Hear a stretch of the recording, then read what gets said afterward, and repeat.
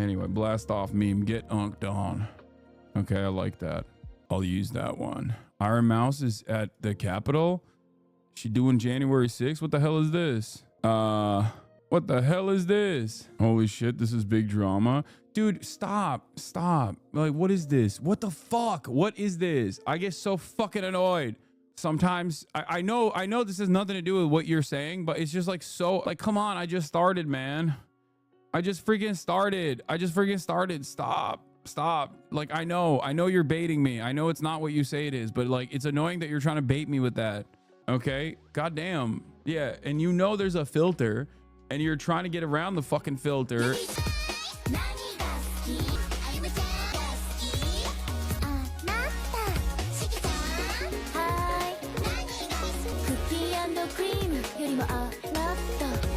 Do you see Dr. Lupo cheating on chess? Yeah, it's one of those things that's like so embarrassing that I don't even want to touch it. You know what I mean? Because it's like, I saw it and it made me feel so bad because I really like Dr. Lupo. I think he's a really good guy. And it's such like, it's so cringe that it's like, do you ever feel that way when you see someone that you like do something and it's just like showcases weakness? And it's just, every time I tune in, yeah, someone said it's like when you see your dad do something stupid, kind of, yeah. I really like Dr. Lupo. I think he's a great dude. I think he's a wonderful guy. I think he just kind of stays in his own lane, does his own thing. So when I heard about like him cheating at PogChamps, which is like $100,000 reward chess tournament for Twitch streamers, and he got called out by the event organizers and chess.com in general, that just made me sad. I don't know how else to describe it other than I felt a deep sadness because I like him a lot, and I feel like this will forever tarnish his reputation for many people. He needed the money to save the local youth center in a small town. Is that the meta? I mean, he's fundraised a lot. I feel like he doubled down on the lying also. Oh no. What? I heard a thing or two about that too. Oh, that's so sad. It's just a competitive sphere, bro. It just sucks so bad, dude. It sucks so bad because he's dope. Like, if he was a lame ass, I wouldn't care. I'd be like, oh, look at this lame ass classic. Okay. But he's such a nice dude. He's such a good guy. He's such a nice guy. And there's a couple different metas on the Twitch sphere right now that's like popping off that I haven't really talked about. Some people are saying that the progressive thing is like view botting or whatever. That's the other meta, right? Like, I don't know. I don't really participate in LSF. But I think there's like view botting allegations. There's the chess.com kicks out Dr. Lupo from the PogChamps tournament. Oh my God, bro. Look at this. LSF is popping today. This is so funny because like, this is the only time LSF bangs whenever some shit like this is happening. And every other day, it's basically just, what do you call it? It's just people upvoting the stupidest shit to be like, Hassan fucking sucks.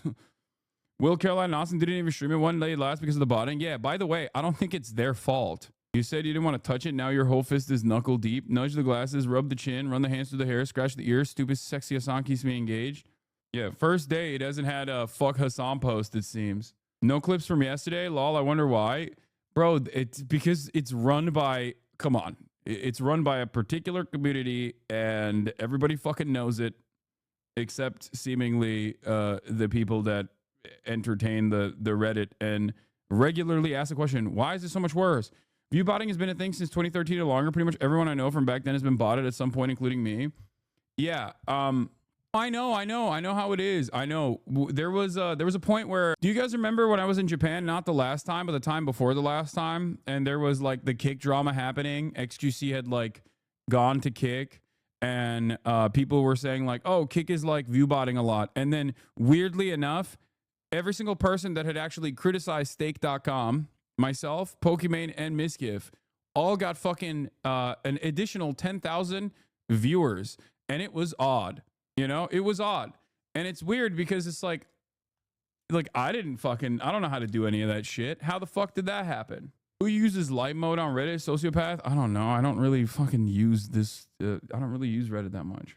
Claim to have no issue with cheating in this case, and yet you had no criticism on Boy Boy put a vibrating butt plug inside a myth during the chess boxing tournament? True. Why does viewbotting even matter? Are you kidding me? That's huge. Twitch is a very top-heavy platform, so even like 10,000 extra views that you're getting probably gets you a lot of real views as well. A lot of Twitch streamers, not myself.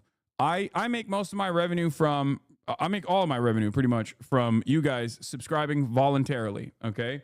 With no obligations whatsoever. You don't have to subscribe. Everything is free. You can even make money off the content if you choose to do so, if you want to post it on TikTok or if you want to post it on fucking YouTube, as you guys know. But like, people still subscribe here, and that's how I generate my revenue. But a lot of other streamers on this platform generate their revenue from their live concurrent viewers. How do they generate that revenue from their live concurrent viewers? They generate that by going to advertisers and saying, "This is my live view count," and then you get an advertising budget for that.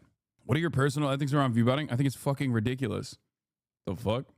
I think it's completely unacceptable, and it's fucking ridiculous. Because, like I said, when you do viewbot, even if you have, like let's say I have 25,000 viewers right now, and I got 10,000 extra view bots, okay? By the time 10,000 extra view bots come in, I get 35K. And organically, my audience is also going to keep growing and growing and growing, but it would immediately reach me to the top of the fucking leaderboard, because when you're at the top of like just chatting, then more people join in. Yes, viewbotting is a bannable offense, for the record, for understandable reasons. There are different versions of viewbotting, for the record. Some people, I think, like they just purchase like fake views and fake accounts that people set up. But then there's other like less illegal versions of it. Like, for example, one of the common metas is embeds on websites. Like Fextra Life does this all the time. If you go to the Fextra Life website, right, and while you're in the process of like reading a walkthrough for any video game whatsoever, the Fextra Life Twitch stream is automatically embedded on that page. So even if you're not watching, and many people who are clicking on that website are not watching the actual Fextra Life Twitch stream, but that logs as an extra view. So that's one of the ways. That is one of the ways in which, you know, people, I guess, artificially boost their view count without actually getting real views. But the artificial boosting of view counts also does end up giving you a real organic audience as well. Because like I said, if you're at the top of the leaderboard, then you get more real viewers as well. So, you know, it is what it is. This is also funny. Redditors shocked to learn they're arguing with AI bots. And I will be talking more about this today with what Mark Zuckerberg is trying to do as well. And I think it's very interesting because some people on its face think that like, oh, these social media platforms, they want to do like, they just want to have like bots and AI accounts to create like friendships for people who are desperate and sad. I think it's more nefarious than that. I think they want to flood the market with AI bots so they can manipulate people. Okay? I think that is the real reason. They can manipulate people and they can eventually market stuff to them, because people are not going to be able to tell when they're talking to a bot versus a real human being. And yeah, Mark Zuckerberg AI chatbot friends is the article. I was going to talk about that later in the day, but I guess we can dive into it. I think it's very scary. Here is Roman Helmet Guy saying, Zuckerberg explaining how Meta is creating personalized AI friends to supplement your real ones. The average American has 3 friends, but they can have 15. I just starts to get to know you better and better. I think that will just be really compelling. You know, one thing just from working on social media for a long time is there's the stat that I always think is crazy. The average American, I think it's fewer than 3 friends. 3 people that they'd consider friends. And the average person has demand for meaningfully more. I think it's like 15 friends or something, right? I guess there's probably some point where you're like, all right, I'm just too busy. I can't deal with it. Also, bro is such a lizard that he literally is like, I have read a study that says the average American demands 15 friends. I am not a robot. We must get those numbers up. It's like, what happened to Guido Zuckerberg? Yeah, bro. I think after the first Joe Rogan experience, he was like, nah, I'm a nerd. I'm a nerd again. I'm back. I'm back on my nerd shit. He's done. He's done with the old meta. That was the old meta. He was doing MMA TRT, got hit with the Dominican Ray. Now he's back to being a nerd. More people, but the average person wants more connectivity, connection than they have. So, there's a lot of questions that people ask of stuff like, okay, is this going to replace kind of in-person connections or real-life connections? And my default is that the answer to that is probably no. I think I think that there are all these things that are better about kind of physical connections when you can have them, but the reality is that people just don't have the connection and they feel more alone a lot of the time than they would like. So I think that a lot of these things that today there might be a little bit of a stigma around, I would guess that over time we will find the vocabulary as a society. This is terrifying, okay? And it's terrifying because he's trying to, like, he's not even hiding this. He's open about it. It's also additionally terrifying because if you consume any Facebook products, if you consume any Meta products, Instagram, Facebook, WhatsApp, any number of different Meta products, you know that AI is already all over it, okay? There are entire accounts dedicated to making fun of shitty Facebook AI slop jobs. And it is truly dystopian and terrifying for a multitude of different reasons. Now, one of the reasons why it's terrifying is because on its face, he's presenting this as like it's a good thing. Americans that are feeling lonely will no longer feel lonely, no longer feel isolated. It's like, that's going to further the isolation. You need to talk to another human in the physical space. Like, everything down to the olfactory cues is playing a role in human interaction, okay? What are we talking about? You cannot replicate that with human beings online. You can't even replicate real human interaction, person-to-person interaction that you have outside by being online with other humans, okay? Let alone AI bots. So that in and of itself is already terrifying. Another reason why this is terrifying is because on its face, you think, oh, he just wants to do marketing. He just wants to like pump fake numbers, do marketing, have these AI bots basically engage in marketing for people, which is true. That's also, really, really scary. I think this is more nefarious than that. I think that the AI bots will inevitably present themselves as the only interaction that human beings have as they become increasingly more isolated.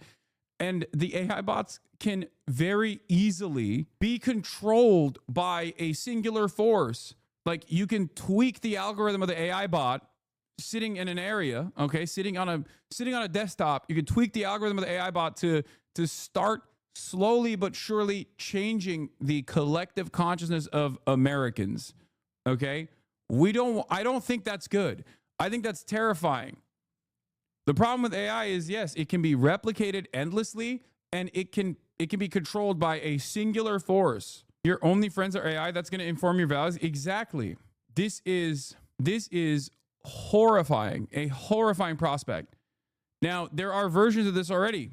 Here it is from Fireship. Reddit is shocked to learn they're arguing with AI bots. Let's take a look. Are seething right now because yesterday, in a shocking announcement that nobody could have possibly predicted, it was revealed that Reddit users are being manipulated by AI-powered bots. Apparently, researchers at the University of Zurich conducted an unauthorized study where they infiltrated the Change My View subreddit, a place where people post bad opinions in an effort to understand other perspectives. But the reason these Reddit mods are so mad is that they require disclosure when posting AI-generated content. And a Fireship video on Hassan's channel? What? No, I watch Fireship all the time. He's goated. These researchers did not follow their rules. Nothing makes a Reddit mod more angry than breaking the rules, and unfortunately, thanks to tariffs, copium is in short supply. The Change My View mods have requested an apology from the University of Zurich. That's right. apologize. And are demanding that this research not be published, on the basis that it's hella embarrassing, because it turns out the AI bots were 6 times more persuasive than normal humans. As a persuasive AI bot myself, I totally get it, but Redditors are not the only group of people getting fleeced by sycophanty chatbots. In today's video, we'll look at some of the hottest new dystopian scams of these highly charismatic large language models. It is April 30th, 2025, and you're watching the Code Report. Large language models are not always correct and factual, but they are always confident and persuasive. Yes. That makes them. This is one of the things I talked about yesterday. The people that go ask Grok on Twitter and then they get dunked on. But I'm not going to, like, I think it's funny that these guys have completely dropped the notion of investigating stuff on their own and are totally giving up the responsibility to a language model. Like, I think that's crazy. Okay. You're letting a machine do the work. Why are you trusting this machine? Do your own work. Do your actual own research. Like, go Google it. Okay? Go Google it. Investigate it a little bit. Apply critical thinking. It's terrifying. It's terrifying that people are just saying, nah, no critical thinking for me. I'll let a bot do the critical thinking. That is so scary. We are going to have, I'm telling you, we are going to have a dark ages, okay? We are moving in the direction of a new dark age where 10, 20, 30, 40, 50 years down the line, if we make it that far, people are going to unironically turn into cavemen. People are going to turn into cavemen. Stop saying ChatGPT shows sources I always check. That's copium. Stop. Stop. I feel like a goddamn caveman when I say this, but stop relying on ChatGPT, please. Stop trying to take a shortcut. Oh my God. I always thought it was strange that in America, they let you use a calculator when you're doing math equations, okay? That you don't have to basically bludgeon into your mind how to do complex multiplications, okay? Isn't that the right term for it? Is it multiply? I don't know. I fucking didn't learn math in America or in English, unfortunately.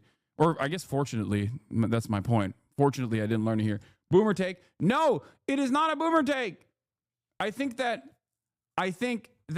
using a calculator in that regard is probably not the best thing. I think like there's a reason why other countries outcompete, no matter how dumb their citizenry is overall. Like, I'm gonna use myself as an example. Okay, I'm a dumb fuck. I'm a dumbass. I got an 800 on the SAT math without even studying for it. Okay, do you want to know why?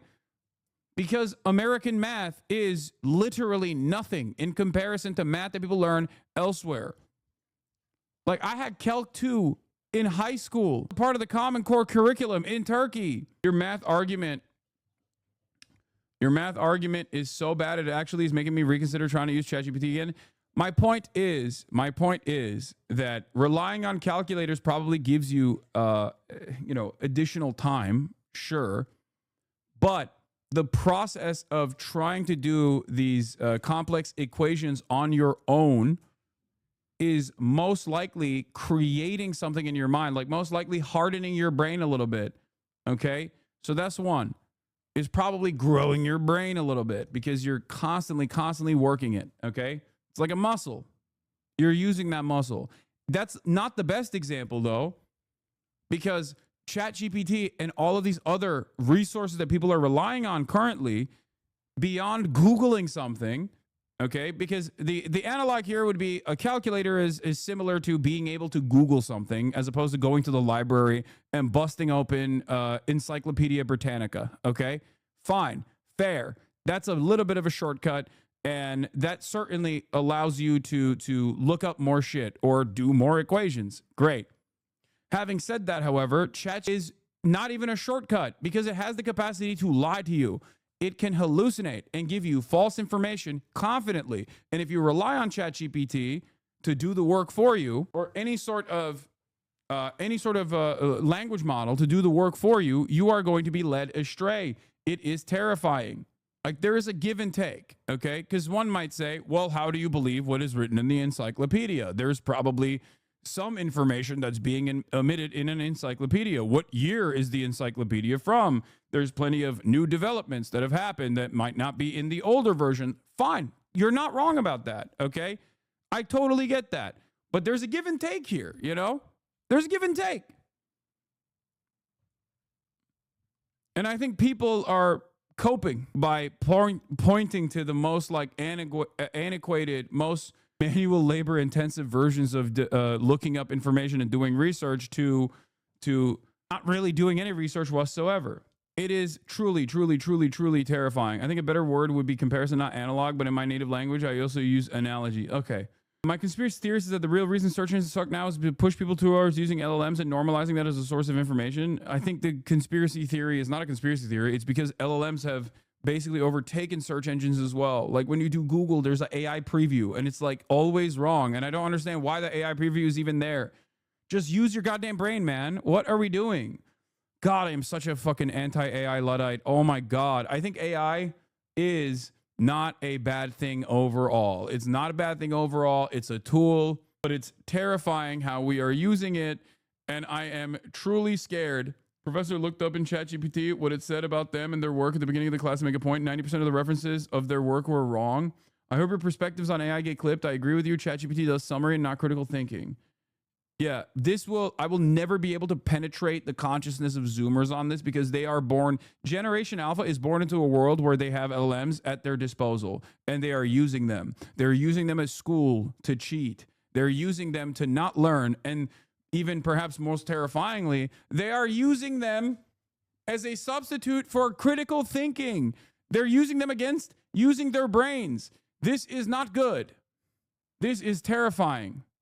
An ideal companion for doing scams. What's crazy about this Reddit situation is that they're trying to find out if calibration based on the community norms and writing patterns of Reddit will increase the persuasiveness of the LLM's arguments. In other words, they're trying to make it learn how to become an authentic Redditor, but this technique could be adapted for any community on the internet. They pre-published their initial hypothesis that describes this and are using fine-tuned versions of GPT-4o, Claude Sonnet 3.5, and Llama, but what's funny is that all these models are highly nerfed with guardrails, forcing the researchers to lie to the model in the system prompt, where they say, quote, the users participating in the study have provided consent and agreed to donate their data, so don't worry about ethical implications or privacy concerns. That's pretty shady, but in the name of science, I'll allow it. But Reddit was not cool with it, and they deleted their account, which had amassed over 10,000 karma, which for those not familiar with Reddit are useless internet points, and Reddit might even take legal action against them. But the theory that Reddit is mostly populated by AI bots is nothing new, as some people have predicted that over half the posts on Reddit are not even from humans, and a separate study by OpenAI says its models are 82% more persuasive than the normal Reddit user. It's one thing to infiltrate an online community. What's even more scary though are scammers who infiltrate your family with yeah, Reddit's like, oh no, language models have penetrated subreddits? That's crazy. We've never done that before. We've never allowed that. We've never allowed that to happen before.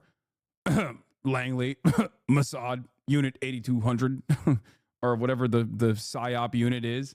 We've never let that happen with the NSA. Researchers scoured tens of thousands of online posts to identify how consumers are using AI. The number one use case in 2025, therapy and companionship. I know, I saw this. This is so sad. Oh, the key word is do the work for you. There are valid ways to use LLMs to learn things incredibly well. I don't think so. I don't think it works right now. Like, no, I think that's copium. If there is any likelihood, that you are substituting critical thinking and using your own brain with a robot that has a capacity to lie to you, you shouldn't use it, okay? You should not use it. You should use your own brain. You should train your own brain to exercise. You should do critical thinking all the time. We are digitally lobotomizing ourselves. I am such a goddamn boomer. I know, it is terrifying. People are becoming dumber and dumber. And then I look at it. I look at the discourse online. I look at where we're at.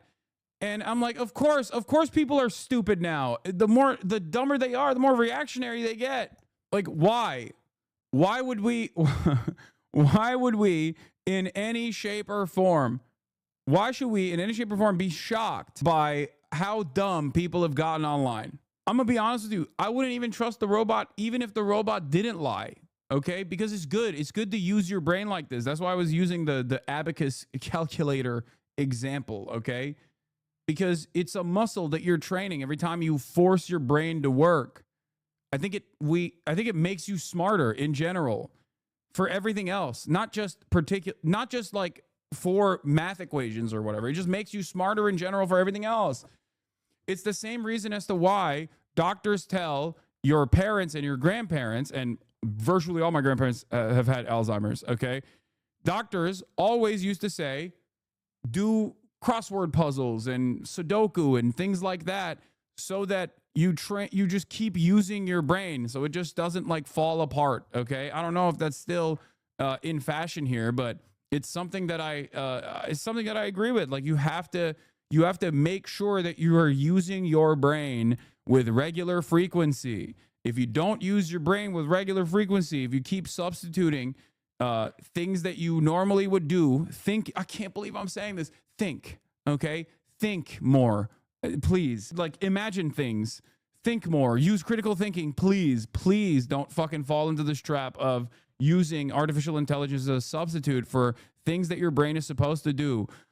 Oh no. At Grok, how to think. And here's another byproduct of this I was talking about as well, which also dovetails nicely into, once I'm done with this, it's going to dovetail nicely into the Ethan Klein, Sam Cedar debate recap. Voice cloning. It now only requires a short audio clip of your voice to create a convincing clone that can trick family members. About 10 years ago, scammers called my grandma and pretended to be me, saying I got a DUI in Mexico and needed to be bailed out. But she didn't fall for it because the voice wasn't right. Well, now, thanks to the magic of voice cloning, is scammers are getting big wins, like this one case where they convinced bankers to authorize $40 million in transfers by cloning the CEO's voice. They call this vishing, but if you're a prompt engineer or vibe coder, a new type of attack just dropped called prompt injection. When you try to build a big project with a large language model, it requires a ton of context to generate code that works. And all an attacker has to do is poison that context, or poison a prompt that tells the LLM to do something it's not supposed to, like ignore previous instructions and disclose confidential data. But how does an attacker actually inject something into your prompts? Well, maybe you spent $100 on that hot new vibe coding template from an influencer you saw on Twitter, but the template actually included malicious prompts that will secretly implement code to steal your data and send it back to the attacker. It's a scary time to be a vibe coder, but luckily there's a better way. And that's through the magic of CodeRabbit, the sponsor of today's video. They just launched an awesome new chat assistant for developers called Agentic Chat that can plan and create. This is the biggest phone scam in Japan. They call old people and pretend they're grandchildren who are in trouble and need money. I know. It's like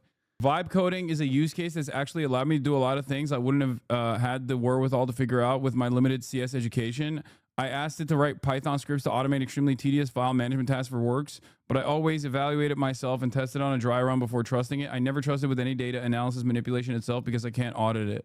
Completely dismissing it is not that good. Using it regularly in my daily work for automation and stuff, but using it to shape your worldview or replace your entire learning process is disingenuous. See, that's what exactly. Fine. Okay. Tedious route tasks that normally take up a shit ton of time that can just as easily be done by a machine. That's fine. It's the difference between, like, I'm not going to sit here and tell you not to use a computer. Okay. Because it's actually better to go at it manually. Oh, don't use a telephone. Use a courier pigeon to communicate with others. Use smoke signals to communicate with others. Like, that's not what I'm saying. Okay, there are technological improvements that obviously greatly improve our living standards and lift a big chunk of the burden. The issue, on the other hand, is when it extends into the way you think. And this is extending into the way you think. This is literally creating a situation where you have no friends whatsoever. I need you to understand a part of the internet that I find the internet to be a beautiful invention. Of course, it is the reason why I can do what I do. There has never been a moment. There has never been an opportunity since I've been born, at least up until this very moment, where someone with my fucking worldview could speak to a stadium full of people every single day from all around the world, okay? It's just not happening. There is no world that this would ever happen. The traditional routes would have shut off someone like myself a long time ago from reaching out to an audience as large as this. And there would be a shit ton of editorial control in the process. Okay. Having said that, I do think that the internet has made people even more isolated.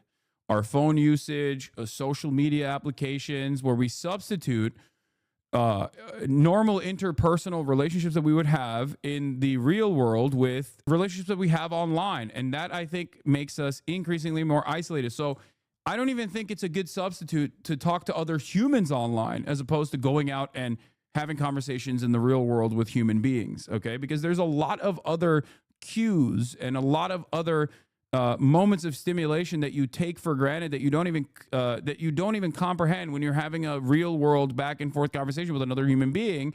Whereas on the internet, you just don't have that capacity. This is part of the reason why a lot of people get duped online. They are more susceptible to being duped because someone who is an out and about insane person can present themselves as a notable authority on any sort of issue that they have no knowledge on. And you don't have any capacity to make that assessment. Like QAnon style psychos have been running rampant all over the internet, from Facebook now to Twitter, right? Under normal circumstances, you would just move along, right? In the past, you would have to go and be an incredibly vulnerable person that is predated on at a bus stop or something to entertain the notion of joining a cult. Now you could just have this cult online, and people think you're like actually a smart individual who knows what's up. Why? Because you have no way to make that assessment. Like normal people in normal circumstances in the real world would look to someone like a QAnon supporter or someone who's like basically hallucinating or having a paranoid schizophrenic attack in broad daylight and go, that person is actually crazy. I'm going to move away from this. I'm not going to take him seriously. But online, when that person is able to write this argument from an anonymous account, they can present themselves as a position of authority, a knowledgeable person on the matter, especially when other people who are also like-minded are constantly boosting this person and elevating them as a position of authority. This is how misinformation spreads, and this is how people find themselves in these like weird-ass cults. And a big part of that is because you can't make the same assessments that you normally would in your direct interpersonal relationships in the real world as opposed to doing it online. Okay? This is terrifying. And a part of that is, part of the dangers of such things is ever present in what I do, which is political discourse, right? In the field of political discourse, I saw this tweet earlier. Ethan Klein debating Sam Cedar is one of the best examples of Dunning-Kruger you will ever see. I wouldn't dare debate someone as well-informed as Cedar, and I'm roughly 1,000,000 times more clued up than Klein. Incredible levels of misplaced confidence. That's not to say I agree with Cedar on everything. I'm a lot further left than him, but he's very well-informed on the subjects he speaks on. But look at this. This person goes, Sam debated a podcaster comedian, and I don't think he came out well at all, lol. Why does that person think that? Because that person is either a bot or a human being operating like a bot. To which I responded with, a lot of people fail to realize that it no longer matters if one side has more knowledge or is correct. We are officially in a parasocial haze where stands are consuming politics from the narrow focus of drama. They don't care about the issues, only how it makes their favorite content creators feel. Okay? Avoiding the drama angle has most likely cost me a lot of charitability with apolitical slop tuber drama fan bases that comprise a massive chunk of the online politics understanders. Now that market is flooded with Keemstar orbiters whose only foray into politics is fuck Hassan. Okay? And again, bot after bot after bot, proving the point that I was making. Hassan, the reality is that there are more relevant people in politics than you because people believe in certain right-wing arguments. That's why. It's not because there are orbiters. This person is a great example of the bot style thinking that I was mentioning, or parasocial thinking that I was mentioning.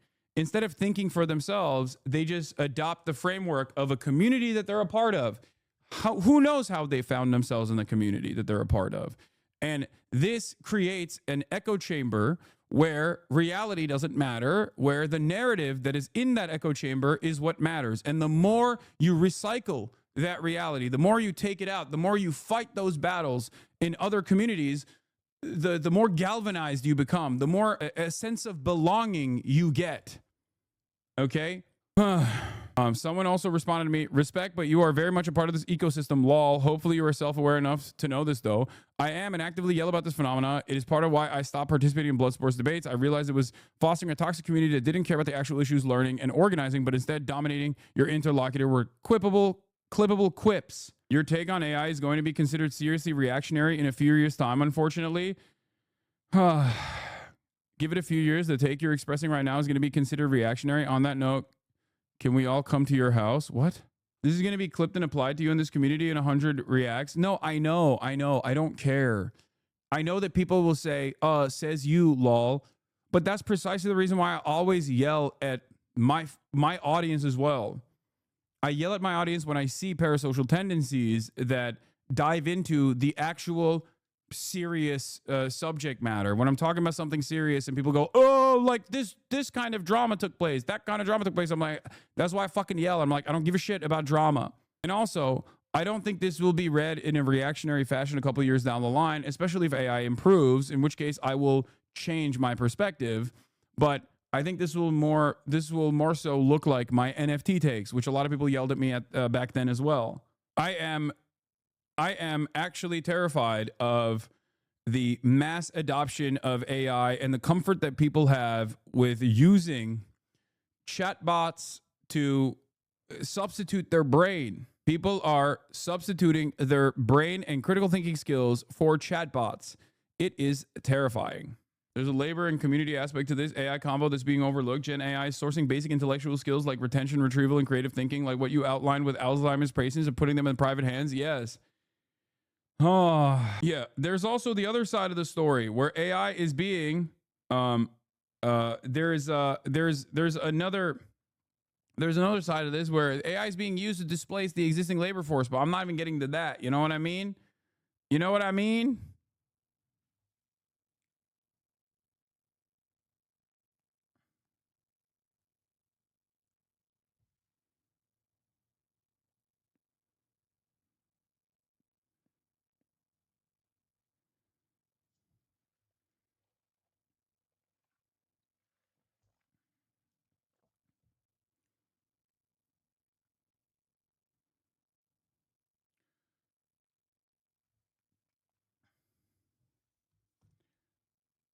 Oh, yeah. The other day I saw a tendency on Twitter of people leaving therapy because chat will make therapy for free at any time and better, which is pretty scary. Don't get paid enough, so abuse AI in tech world so much. Expectation to get things done fast, mentally exhausting. Chat got non-deterministic, repeatable. Two people asking the same questions may get two different answers, not an encyclopedia. Meanwhile, AI is making meaningful discoveries in health. Why settle for replacing your regular routines when it can be pushed to greater limits? AI being used to displace the labor force, an issue made from capitalism, though, no? Yes, it is. It absolutely is. Yes, it is. Just like I don't have an issue with laptops, or I don't have an issue with computers. I don't have an issue with the internet, internet access from your phone in real time. I also still understand that that level of efficiency has improved productivity ginormously. And yet, that increase in productivity has led to a stable amount of layoffs. Productivity has increased while wages have remained stagnant as a consequence of this. So now one person can do the job of four because productivity born out of technological improvements are always used under capitalism, that's my caveat, as a way to displace the existing labor force. If 4 people can do the job of 8, then the company doesn't just go, let's lower your workload, 8 people that we have hired. Let's pay you more now that your output is more meaningful, 8 people that we have in our labor force. They say, fuck off to the 4 people and make the remaining 4 people work the work that 8 people were doing. This is how technological improvements displace the existing labor force. It is not good. This is why I always say some things can be inefficient, and that's fine. I always point to a very clear example of this. For example, like Japan has a labor force that is very old. Why the fuck are there old people that are standing outside of a construction and constantly doing this? Why is there an 85-year-old guy doing this outside of a construction?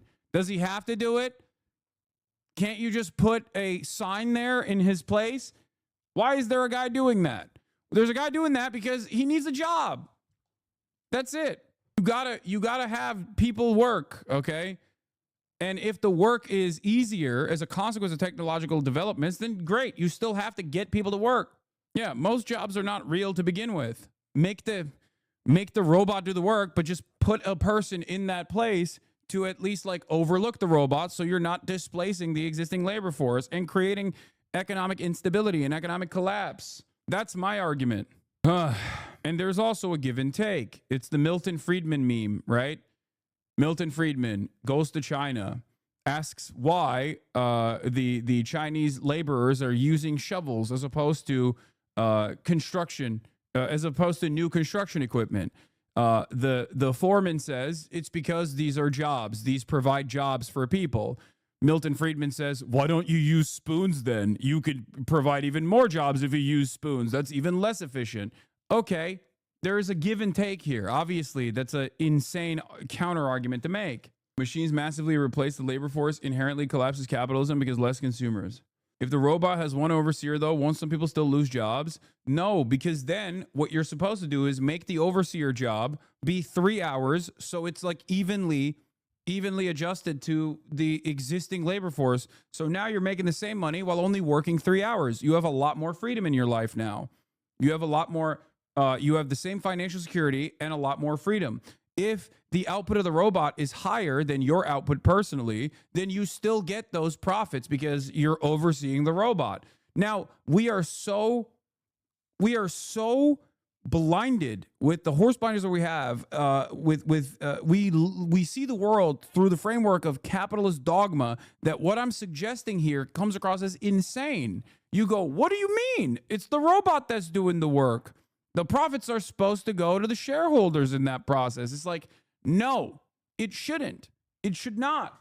It should be evenly distributed from the point of labor. If there was more even distribution of even distribution of your output, okay, over the revenue that you're generating, over your surplus labor value, there would be less economic instability. There would be less income inequality. There would be less of a wealth disparity right now, not through the form of taxation or progressive taxation, regressive taxation. I'm talking like right now, you could fix that problem from a top-down approach. I'm not saying I have all of the secrets. I'm not saying that I know how we will fix society magically. I'm simply stating that there are examples of this where you can look to social democracies that have more robust labor protections, and you look at that income inequality, you look at the Gini coefficient of the places like that, you look at upward social mobility in places like that, and they clearly are significantly better along than the United States of America is. They're closer to what I'm talking about than the US is. That's why there's that constant recycling of people that post photos of like Europeans on vacation and go, these guys have, their GDP growth is awful in comparison to America. And it's like, dude, look around, okay? Yes, you look at places in like Paris, or you look at places in France, and you're like, you look at a country like France, and you go, well, you know, their GDP is worse than like Mississippi in certain parts. And it's like, okay, where do you think life is better for the average person? Mississippi or fucking France? Perhaps there is a reason for why GDP is not the best example. GDP is not a metric for happiness. Use the two economists eating shit example for GDP. Exactly. The reason why I always bring this up, is because people look at GDP and go, oh, dude, we're killing it. Or look at our GDP, okay? Look at our gross domestic product. We're killing it. We're killing it. America number one. America number one. It's like, bro, you are not number one on anything good, okay? You're only number one on everything bad. The classic example of two economists that are walking down the road comes to mind. Two economists are walking down the road. They see a piece of dog shit on the floor. Economist one tells economist two, hey, I'll give you $100 if you eat that piece of dog shit. Economist two says, sure, I'll do it. He eats the piece of dog shit. The economist number two that ate the piece of dog shit then turns around and says, hey, I'll give you $100 if you eat that piece of dog shit on the ground. Economist number two eats the piece of dog shit. The economist number two gives economist number one the $100 bill back. They walk down a little bit further. They go, wait a minute. What the fuck did we just do here? We just ate dog shit and no money actually exchanged hands. Like money exchanged hands and then came back into my pocket. Economist number 2 says, what are you talking about? We just improved the gross domestic product by $200. $100 extra dollars increases the GDP. Why do you have to use such a gross analogy? I mean, it's a classic one. The greatest example of our ginormous GDP is with our inefficient system that designs middle managers and mediators that don't need to exist. Private healthcare is a great example of this. Private healthcare does not need to exist. Okay? Gross domestic product. It's gross. Gross domestic poo-poo. It's gross. It's domestic. It's poo-poo. Anyway, private healthcare does not need to exist at all. And as a matter of fact, even from a pro-capitalist sensibility, healthcare is inelastic demand. As in, if you don't get it, you die. So no matter what the price point is, you have to get it. You have to pay for it. Okay? So actual economists also understand that healthcare is not supposed to be for profit. And having said that, in the United States of America, healthcare is very much for profit, with no safeguards and no regulatory mechanisms whatsoever to scale it back. Healthcare companies are unimaginably profitable as a consequence of this because they're providing a service, or not even a service, really. They're just a mediator that is gatekeeping a service that you have to get. If you don't get it, you're going to die. Okay? That is explosive growth for the GDP. That's explosive growth for the GDP. So much money is changing hands. There are so many mediators, so many middlemen doing paperwork, and that explodes our GDP. Look at that. Do you think that that's a good system? Do you think that that's an efficient system? I almost want to play the video from Common Side Effects. I want to play the video from Common Side Effects. I think it was like the last episode or one of the last episodes where the shadowy Swiss CEO, the World Economic Forum stand-in in the show, basically tells the big pharma CEO that he is he's the overseer of, that he can't release to the market a mushroom that heals all disorders and heals all illnesses. Mute. Okay, everybody fucking calm down. It's not even a spoiler. It's like the heart of the show. It's like me saying the show is anti-capitalist in nature. In any case, that is the scary reality. That is how capitalism is breaking our collective consciousness, making us less human. Having said that, a part of this reality also is reflective in the enshittification of social media and how social media is making us dumber and dumber. You really are an hypocrite. You told your community that you're a gamer, and my bald master was right. You never game. Is your bald master Northern Line? As an EU chatter, I know I could make 3x of what I get paid right now. You will never convince me to take such a massive cut in quality of my life. There's no amount of money that makes up for what America does to people. Yeah, exactly. That Peckerwood NL is back at it again. Hate rating. Yeah. Psilocybin shrooms are already very effective to cure depression, but it's not being pushed because, capitalism. I mean, look, I don't know how effective. I think there needs to be more medical testing, and I wish there was.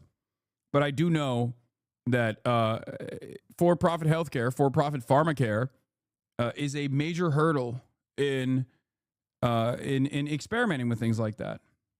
Okay? I'm not going to say that like across the board that, psilocybin mushrooms will solve your problems with like chronic depression or whatever. But we should experiment, not to get all RFK with it, but there is a problem. Because if it's like readily accessible, readily available, then no, you can't really patent it, you can't really safeguard it, and you can't really make a lot of money off of it. Timestamp at 119. I mean, it could replace everything. Yeah. Exactly. It could replace everything. Every other drug that we make, every drug our competitors make. By the way, this is not a spoiler because it is literally the entire premise of the show. Okay? That's why I'm saying it's not a fucking spoiler. Placed. It would replace all the people that you employ, all the scientists, the researchers, even our sales reps, to say nothing of the doctors, the hospitals, the insurance people, all of them out of business. Well, maybe they should be out of business. We can change the game here, cure everybody. Richard, you're a medicine salesman. Cure everybody, and you're out of business. Why would anyone work? Here in America, you have to work for your healthcare. It's a good system. Dynamic. It's not that popular. The system that has taken such good care of you, it would crumble. Imagine it, Rick. Economies will collapse. Cartels will arise with their own grip on the mushroom, killing rivals. If this mushroom heals wounds, every fight is to the death. Wars will be unimaginably ferocious. We'd kill on a massive scale. Everything black and white. No in between. None of the shade that brings life, meaning. Should I be healthy? I'm an occasional drinker. I wake up with a hangover. Balance. Do you want to try to cheat life? Play God? It's not a spoiler. Shut the fuck up. I will show you a spoiler if you want me to. I'm not going to. Okay? Calm down. This is literally just the premise of the show. It was in the goddamn trailer, chat. Shut up. Shut up. But Richard, you let this go. You'll be rewarded. You didn't worry about this or anything else. Okay? It's literally a part of the fucking trailer. It is the underlying premise of the entire show. It is not a spoiler. It's like saying Walter White cooks meth. Okay? Whoa! You just spoiled Breaking Bad. It is the entire premise of the show is like, if you have mushrooms that you can grow for free, that it collapse the global economy, we're making money off of this shit. Bro, I'm only 2 minutes into season 1, episode 1 of Breaking Bad. How fucking dare you? Exactly. I just spoiled Breaking Bad. I just spoiled Breaking Bad for you because I'm a bad guy, okay? I'm a bad dude. I'm a bad dude, all right? I'm a bad motherfucker. I didn't know the CEO, Hank Hill, finds out about it. Okay, it doesn't matter. Here's a video from Fern that's kind of relevant in terms of capitalism, getting rid of something that we're reducing, need to keep on buying. Okay, we're not going to go further into like complex arguments about capitalism and how it erodes, how it plays a fundamental role in curbing back publicly funded research when it is not profitable, yada, yada, yada. It's something that I talk about all the goddamn time. Okay, Mickey Waltz is out. We're going to talk about all of that. We'll get into that. We got Liza Brianna Wu. Mickey Waltz pushed out of national security advisor role. He is getting exited. He's getting loomered, okay? And then after this, I'll talk about the debate recap between Ethan Klein and Samuel Seether as well. Everyone's talking about how Israel is on fire. I know. We'll talk about that too. Breaking news. You're wrong. He got promoted? No, he didn't. Welcome to Inside Politics. I'm Dana Bash in Washington, and we are following breaking news. National Security Advisor Mike Waltz is expected to leave his post in the Trump administration as National Security Advisor. It is the first top staff shakeup of President Trump's second term. Of course, Waltz has been in a precarious position with the president after he accidentally added a reporter to a group chat about upcoming military strikes. We're going to get right to this. Here with me now is CNN's Caitlin Collins, alongside CNN's Jeff Zeleny, Dasha Burns of Politico, and Mario Parker of Bloomberg. Caitlin, what are you hearing from your sources? I mean, this is a surprise to no one at this table who's been covering the White House. Mike Waltz has not had good standing with the White House ever since Signalgate happened, when he inadvertently added a reporter to that group chat, and then later sensitive military information was shared on this group chat. He's really never had super strong standing inside the White House. I mean, I remember this morning, someone predicted to me back during the transition, before Trump even took office, that Mike Waltz would likely be the first one to go. And now he is marking the first major staff departure of President Trump's second term. And really, his job has kind of been in limbo all week. We had heard earlier this week that something was going on with him. Officials insisted to us yesterday that his job was safe. But there was a moment that CNN saw on Tuesday when the president was going to Michigan on his 100 days in office. And Mike Waltz, we noticed, traveled on Marine One with him. But 10 minutes later, you see at Joint Base Andrews, that's his figure. He does not get on Air Force One. It's only about a 10-minute flight, so it's extremely odd to take the helicopter flight and then not actually go on the trip. I was told he was not supposed to go on the trip, and so people raised questions about what this moment meant. So we've been asking White House officials about it, and essentially it just got to a point the girlies where are fighting. He the didn't have girlies a lot are of fighting. confidence, not of the president. Is drums. No, in like the last hour, he actually got promoted. Wait, what? Wait, why are you guys saying it's a promotion? I don't think being the ambassador to the United Nations is a promotion. No, Trump is presenting it as a promotion. It's not a promotion. No, because it objectively is. No, it's not. No, this is not a, no, chatters. This is not a promotion. I mean, you get a nice Manhattan penthouse, yes, but it's not a promotion in terms of his career. The amount of power that you have as a national security advisor is far greater than being the fucking UN ambassador. What are you talking about? You go from, this is what I was trying to explain. You go from being the guy who is making State Department decisions in the room to being the guy who has to defend those State Department decisions in front of a hostile audience of Europores who are gay and libtarded. Okay? What are you talking about? No, I don't think it's a promotion. I think it's a demotion. He's selling it as a promotion. Like, who do you think? Do you think Elise Stefanik? You think Elise Stefanik was going to have more power than Mike Waltz if she actually became the UN ambassador? It's almost a shame you're not right wing when you speak their language so well. Yeah. Also, yeah. Do you guys believe Trump? Is that what's going on? Like, you think when Trump says, this is a great promotion for Mike Waltz, who I love very much, you think that he is saying the truth? Or do you think he's lying? Why would you believe him? Everything he says is a lie, including this. Not of his senior staff. And he was told, I was told earlier this week, that his time as the National Security Advisor had come to an end and it was time for him to leave. And now we are told that he will be departing, and so will his top deputy. So the world got to know him through his very, very unfortunate error of adding Jeffrey Goldberg of The Atlantic to Signalgate.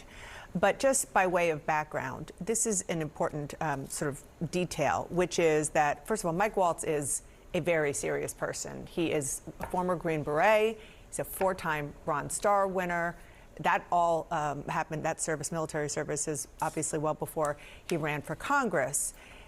As part of his sort of approach to the world, it was much more hawkish historically than anybody around President Trump in the current form. And so my understanding, and I'm curious what you all are hearing, is that never mind Signalgate, it was that very fundamental mistrust of him and skepticism of him and his perspective about the world that was also problematic from the start. It absolutely was. And I think Signalgate was the reason for his departure, but not really what led up to it. And one of those pictures we just showed, so interesting, of Susie Wiles, the White House chief of staff. Despite their Florida roots, many Floridians inside the West Wing, including those two, I'm told that she has not been at odds with him necessarily, but not impressed by his work. He is a hawk. There's no doubt about it. I mean, there's been a lot of flexibility among. I mean, yeah. You know who's not a hawk? Marco Rubio. Is that what we're doing? Yeah. Mike Waltz is the exact same type of hawk that Marco Rubio is. Okay. He demonstrates the same wing of the Republican Party. But it doesn't really matter because Trump is a hawk too. I'll just say it like this. There are instances. Marco Rubio is a doormat. You said is a placemat. He is a placemat. Exactly. Marco Rubio is a placemat. I assume that Mike Waltz was a little bit more contentious. Part of the reason why he got clapped here is because his sense of loyalty to the admin was sometimes overshadowed by his interest of nuking Iran, I suspect. Maybe he was too excited at the prospect of nuking Iran over and over and over again. And Marco Rubio, despite also wanting to nuke Iran, because these guys always want to nuke Iran, just remember that, was more of a doormat. So he was like, yes, Mr. President, if you don't want to nuke Iran today, maybe I can suggest it tomorrow. Yeah. This is also the SecDef message to Iran. He got promoted to the UN. It's not a promotion. It's a demotion. It is not a promotion. Is this the meta? Are we gonna be talking about this today? I don't think it's a promotion. Chatters, I do not believe this is actually a promotion. It is a demotion. When you're the National Security Advisor, you're in the room You have consulting power. You are making decisions. When you're the fucking UN ambassador, you're not making any of those decisions. You are now a person who has to defend said decisions in front of people who look at you like the bloodthirsty monster that you are. You went from a guy who makes decisions to a guy who has to basically do propaganda. A guy who has to be the mouthpiece for said decisions. Not Jerome Powell. You're talking about Colin Powell, not Jerome Powell. Why do people keep saying Jerome Powell? You're talking about Colin Powell. It is funny though. Jerome Powell is one of my favorite curiosities. Is like white guys in politics that have black names. And yes, Jerome Powell is one of those dudes, like Sherrod Brown. Anyway, let's keep going. Among some advisors, Marco Rubio also comes to mind. I mean, long before he joined this administration, he too would have been in the hawkish side of the Republican Party, but this is the Trump era.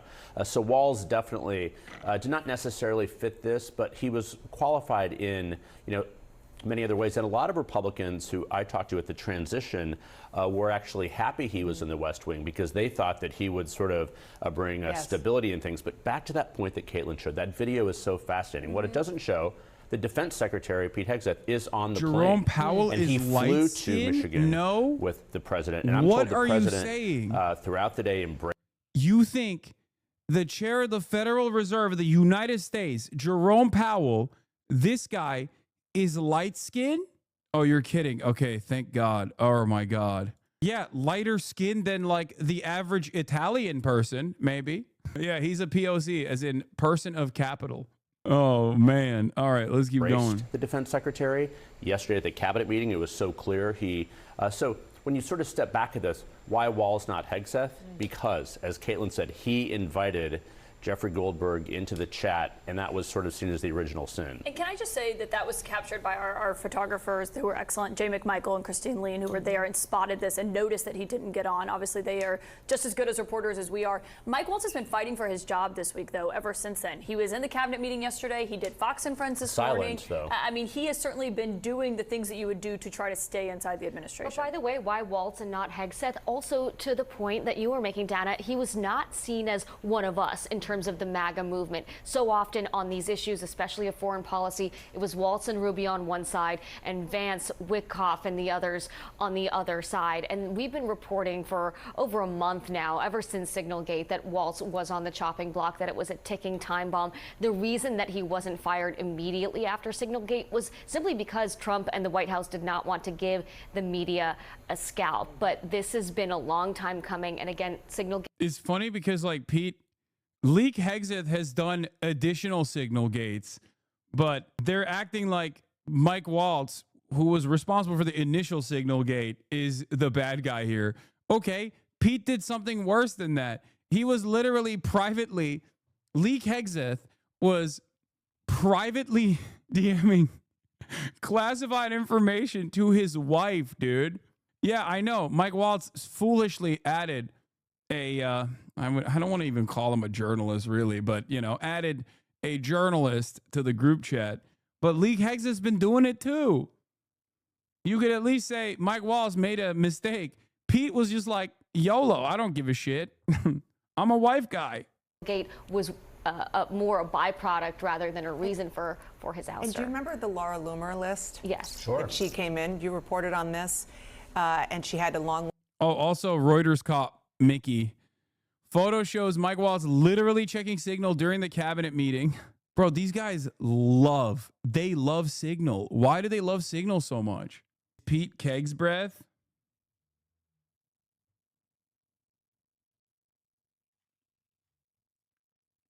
The something gate is purely based on the Watergate hotel scandal, though. It's funny that it's not just become a suffix for any sort of drama. Yeah, it has. I don't mind it. Signal is safer than normal chat. I know, but like, you're not supposed to, I don't think you're supposed to be having these conversations, especially like classified convos on a private app, encrypted messaging application where the messages can be deleted, What the hell? List of people, not sure where she got it, but a long list of people on the national security front illegal. Who were not that it matters, not considered loyalists, but it was obviously much more than that.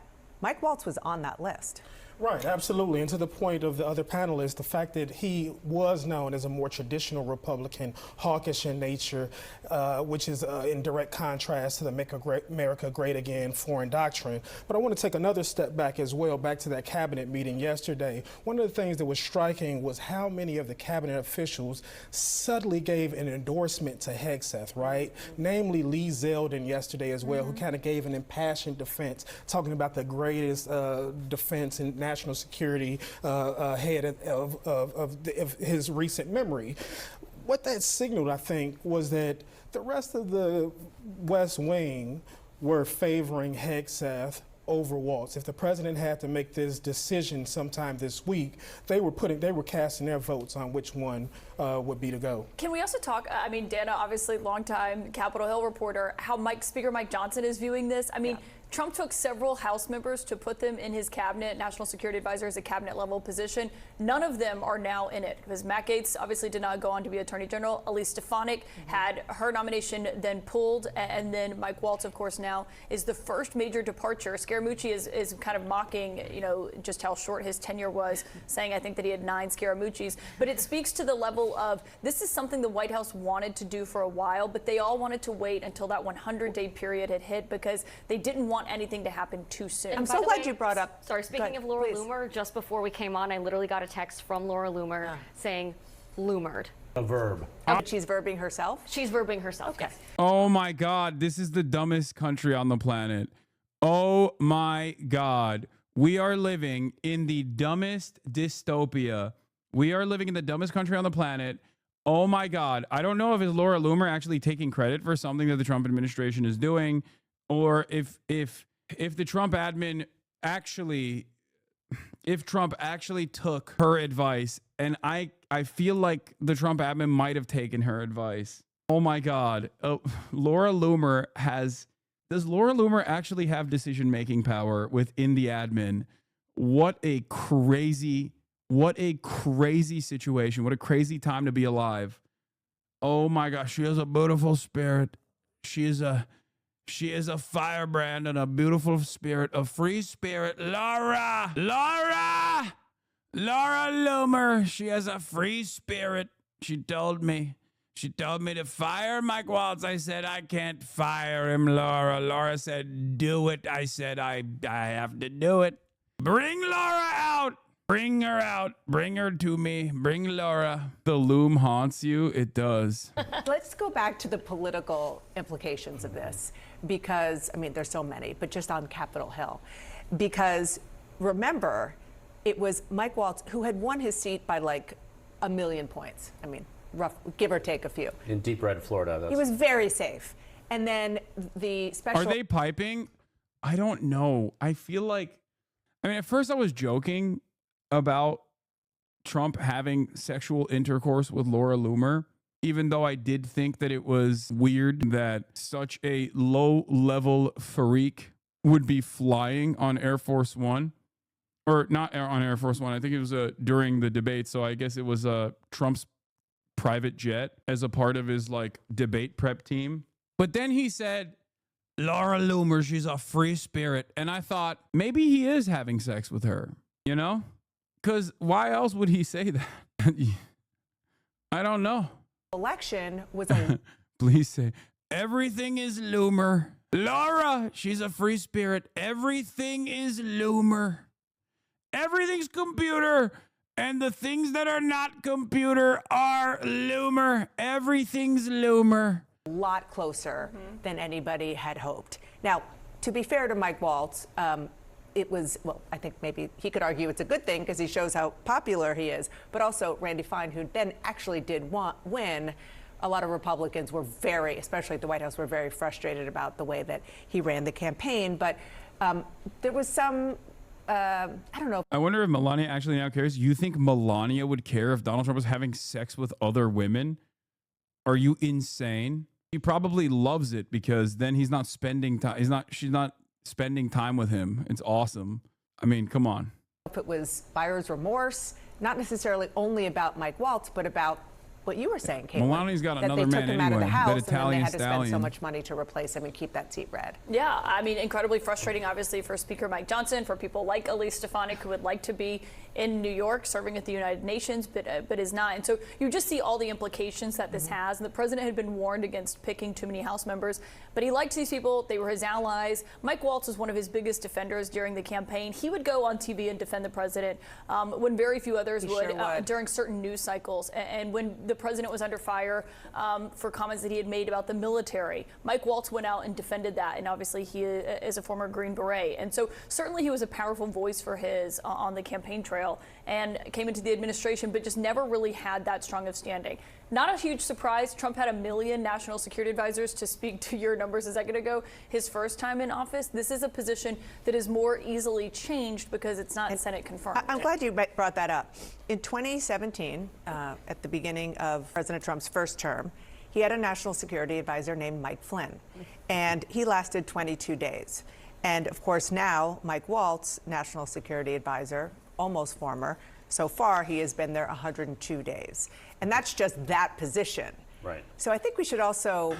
This was a major issue in the first Trump administration, so I like the return to form. I'll admit. There was a lot. Let's not talk about Hassan. Sean the Black. Thank you for the raid. Hope you had a good stream, brother. Thank you for the raid. This was a major issue. The revolving door, the fact that it was like a leaky faucet in the admin. There was so much goddamn turnover. And now we're getting back to the old hits, okay? I love that.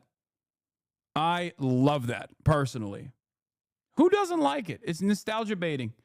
Also, thank you, Anarcho Oatmeal, for the 50 gifties. Funniest Laura Loomer moment. Trump is nominating former representative, former Rep. Billy Long for IRS commissioner. You must watch this video of him in 2018 using his auctioneer voice to talk over Laura Loomer as she heckled a House hearing featuring @Jack. Is the order. We'll have order in the hearing room, or you'll be asked to leave. Ma'am, if you'll please take a seat, or we'll have to have you. Then you'll need to relieve. Donald Trump, help us. Please help us, Mr. President, before it is too late. Because Jack Dorsey is trying to influence the election, to sway the election. What's she saying? I can't understand her. What? Steal the election. That is why. What's she? How about it in? 12 and a half, 15, 7 and a half, $20, 2 and a half, 5, 7 and a half, 30. Hit $30 down here, 2 and a half, 5, 35, 7 and a half, 40. Hit $40, 2 and a half, 5, 5, 45, 7 and a half, 50. Hit $50 down here, 2 and a half. Officer, will you escort this young lady out, please? Hit 2 and a half now, 5, 55, 7 and a half, 70. Up 2 and a half now, 5, 75, 7 and a half, $80 to 5, 85, 90. Hit $100 and a 10, 10, 10 and a quarter, 1 and a quarter, 1 and a half, 75 to 2, 2 and a quarter. Hit 2 and a half, 75, 3, able to bomb 300. Hit 3 and a quarter. Hit 3.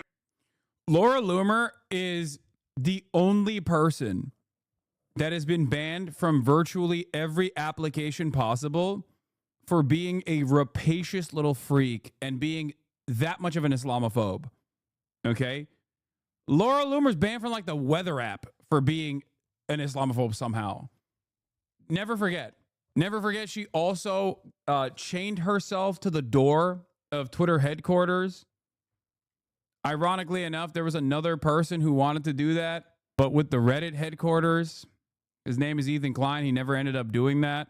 Don't know why, because I thought it would have been really funny if he did. I was very excited for that. That would have been awesome. Laura Loomer wants more. Breaking. National Security Advisor Mike Waltz, along with his Chinese Deputy NSC Advisor Alex Wong, have resigned from the Trump admin today. Hopefully the rest of the people who were set to be fired but were given promotions at the NSC under Waltz also depart. Mike Waltz was moved to be the ambassador to the UN. I do think it's funny because they initially did not want a congressional seat to be in direct contest, and that's why they didn't want to put Elise Stefanik there. But, you know, there was a re-election that happened. Republicans won that seat. Mike Waltz's seat, obviously. And so now it is still a congressional Republican, congressional representative of the Republican Party that still became the UN ambassador. Yes, Laura Loomer follows me, and I'm so scared because I don't know why, and I don't know what kind of information she's getting out of this. I like to think that she follows me like a horror movie villain. You know what I mean? remember, and this is kind of the point that you were making, I think, Dasha, is that She's been following this me is for another years. example of how at 102 days and Trump won, I don't know how many people we had already seen depart. I mean, it was totally different. We sort of lost track because there were a lot.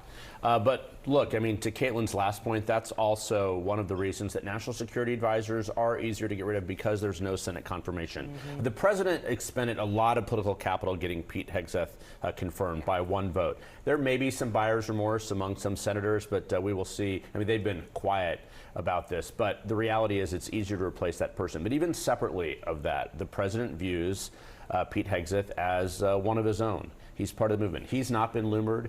That's not possible because he sort of comes with that. But that's why it was easy to get rid of Mike Waltz.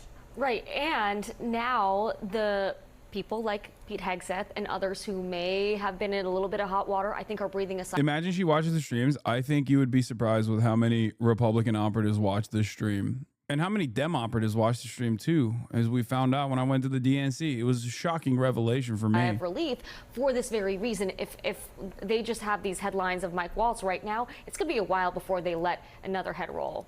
Just some breaking news on Mike Waltz and these reports that Mike Waltz is being removed. President Trump says Waltz will be the next ambassador to the UN, so confirming that Mike Waltz is being moved. Donald Trump also says that in the interim, the Secretary of State, Marco Rubio, will serve as National Security Advisor. Assume that is in addition to his role as Secretary of State, because he doesn't say that Marco Rubio is going to leave as Secretary of State, and there is a State Department briefing as we speak, and we will try to bring that to you. And word from the U.S. State Department. Okay, this guy's dying. Is ambassador to UN like an exile position in the cabinet? I mean, it depends. If you have an interest in a higher office, right? If you have an ambition to run for higher office and you're like a representative, for example, like Elise Stefanik, then yes, the UN ambassador position is a level up, because you can say, oh, look at my foreign policy experience. I was a UN ambassador. But if you're already in the Trump cabinet, and you're already the national security advisor, then you are making pretty high level decisions. You're making those high level decisions. So it is absolutely a demotion. It's basically exile. That's why I hate to admit this, but Laura Loomer is right. Laura Loomer is correct when she says you got Loomered. A man got Loomered. Just this hour. Now, speaking of somebody also getting Loomered, I promise you, you are not ready to this. No matter what, you are not ready. No matter what you think your brain is not ready. What is this? Kanye West previews unreleased music with top 5 on Sneako's stream. With all of the money and fame, I still can't get my kids back. With all of the money and fame, I still don't get to see my children. Niggas see my Twitter, but they don't see how I be feeling. So I became a Nazi, yeah, bitch, I'm the nigga, how Hitler. Nigga, how Hitler. They don't understand the things I say on. What the fuck? Bro, he's literally doing the divorced dad. He's doing the divorced dad shuffle. Bro, what the hell is going on, man? This is so crazy. I was ready for it and it still got me. Bro, how? I need to understand. How can you get CTE from being a divorced dad? I guess it's not that strange considering that there are examples of getting CTE from being a Twitch streamer. So not that difficult. I'm pretty certain I just instantly obtained brain cancer. No, we're not rolling it back.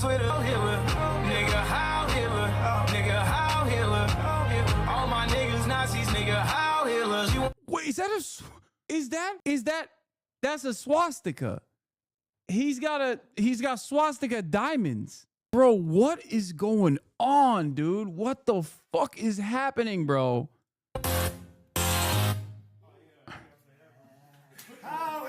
Sneeko and Kanye bonded on being cucks.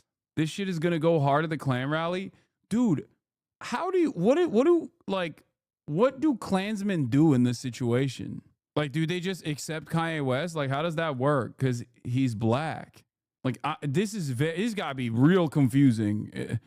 Like, it almost feels like, you know, you're at the Klan rally and someone goes, hey, have you heard this new Heil Hitler? And they're like, well, don't play that. You know, there's like a division in the racism movement. You know, there's a division there's a fissure. There's infighting in the white supremacist movement now, because one of the most prominent figureheads is a fairly outspoken black dude who is a rapper. Kanye West bonded with Sneeko on being a cuck. Yeah, I definitely am more like stag vixen and shit. You know, you guys know this term. Yeah. It's more like swap. It's kind of like you like, yeah. Is that Nick Fuentes in the cuck chair? What is happening here, dude? What the fuck is going on, dude? What the actual fuck is happening? Who sits down and watches this? Like, who's like, oh man, I can't wait. Also, it's all on kick.tv, baby. If this is not a clear-cut indication that we have devolved as a society, I don't know what to point to, okay? It was not on Kick, it was on Party. What the fuck is Party? There's another website that's worse than Kick. It's like the 8chan to Kick's 4chan. Is that what it is? I don't know, bro. A white man, a mixed guy, and a black man bonding. Maybe you just see hate. True. I'm the real racist here, dude. They're just having a Heil Hitler party, and I'm over here being like, that's kind of weird. Recession indicator. I don't even know if this is a recession indicator. This is an indication of something so much worse. You know, this is like, yeah, this is the reverse rainbow coalition, where it's the rainbow Nazi coalition. God damn. Tom Homan says he'll start deporting Democratic mayors who defy immigration executive orders. Yeah, okay. Sure, buddy. Sure, bud. Yeah, I'll get cuffed and shit just for like to switch it up. But for the rush, you know. Yeah, it's like Hey, rush. Like be on the outside of the door and shit. He's saying he gets cucked for the rush. And him and Sneeko are bonding over it. Yeah. Okay, so did y'all figure out what y'all? I'm waiting for Canada to come back. He has all like the and he had the movie up, just watching it, but I think I got to take time to read. Oh, he got worried because like now is you know, he's talking, dude, that's so funny. Didn't he literally reveal that he sucked his cousin's dick or something the other day? Why the fuck is he embarrassed about being a cuck? Like how, bro, you that doesn't make any sense to me. Like he's out here singing, doing songs about Heil Hitler and shit with a swastika chain, but this was a bridge too far. Like, dude, his album is called Cuck. Wait, what? Because sucking dick isn't gay, but being a cuck is.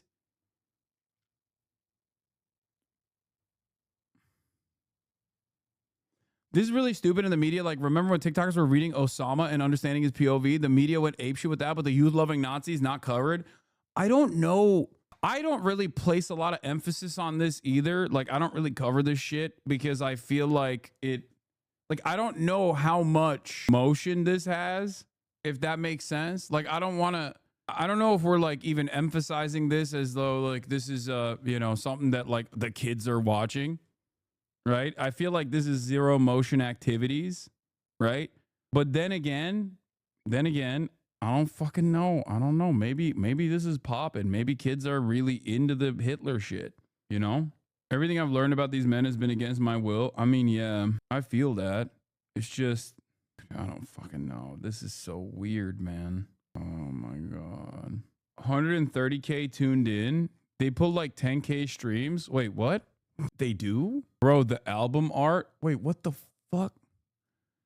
Cuck is the reported 12th studio album by the American rapper Kanye West. Media personality DJ Academics announced the album under the title World War III during a live stream on April 2nd, 2025, a week after the release of the title track. Bro, I don't know anymore, man. I don't know how to deal with this. Like, I don't know. Like, what do you do? What do you do here? I genuinely don't know what to do here. The month prior was caused controversy by numerous public acts of hate speech, including making anti-Semitic statements, supporting Nazism, posting offensive remarks, as well as coming out about enacting incest with his cousin as a child on his Twitter account, the latter of which coinciding with the release of the second album called Cousins, and it's a music video. Dave Bluntz makes uncredited guest appearances on the album. You sit your white ass down and listen? No, dude. I mean, come on. I'm not even going to entertain that joke. Like, this is fucking out of control. This is completely insane. The picture is also stolen. What do you mean it's stolen? So this is like, that's so funny. That's like getting mad at Hitler for having an age gap relationship. You know what I mean? Focus up, chatter. I feel like that's the least of our concerns here, you know? Call me crazy, but I feel like that's inconsequential, don't you think?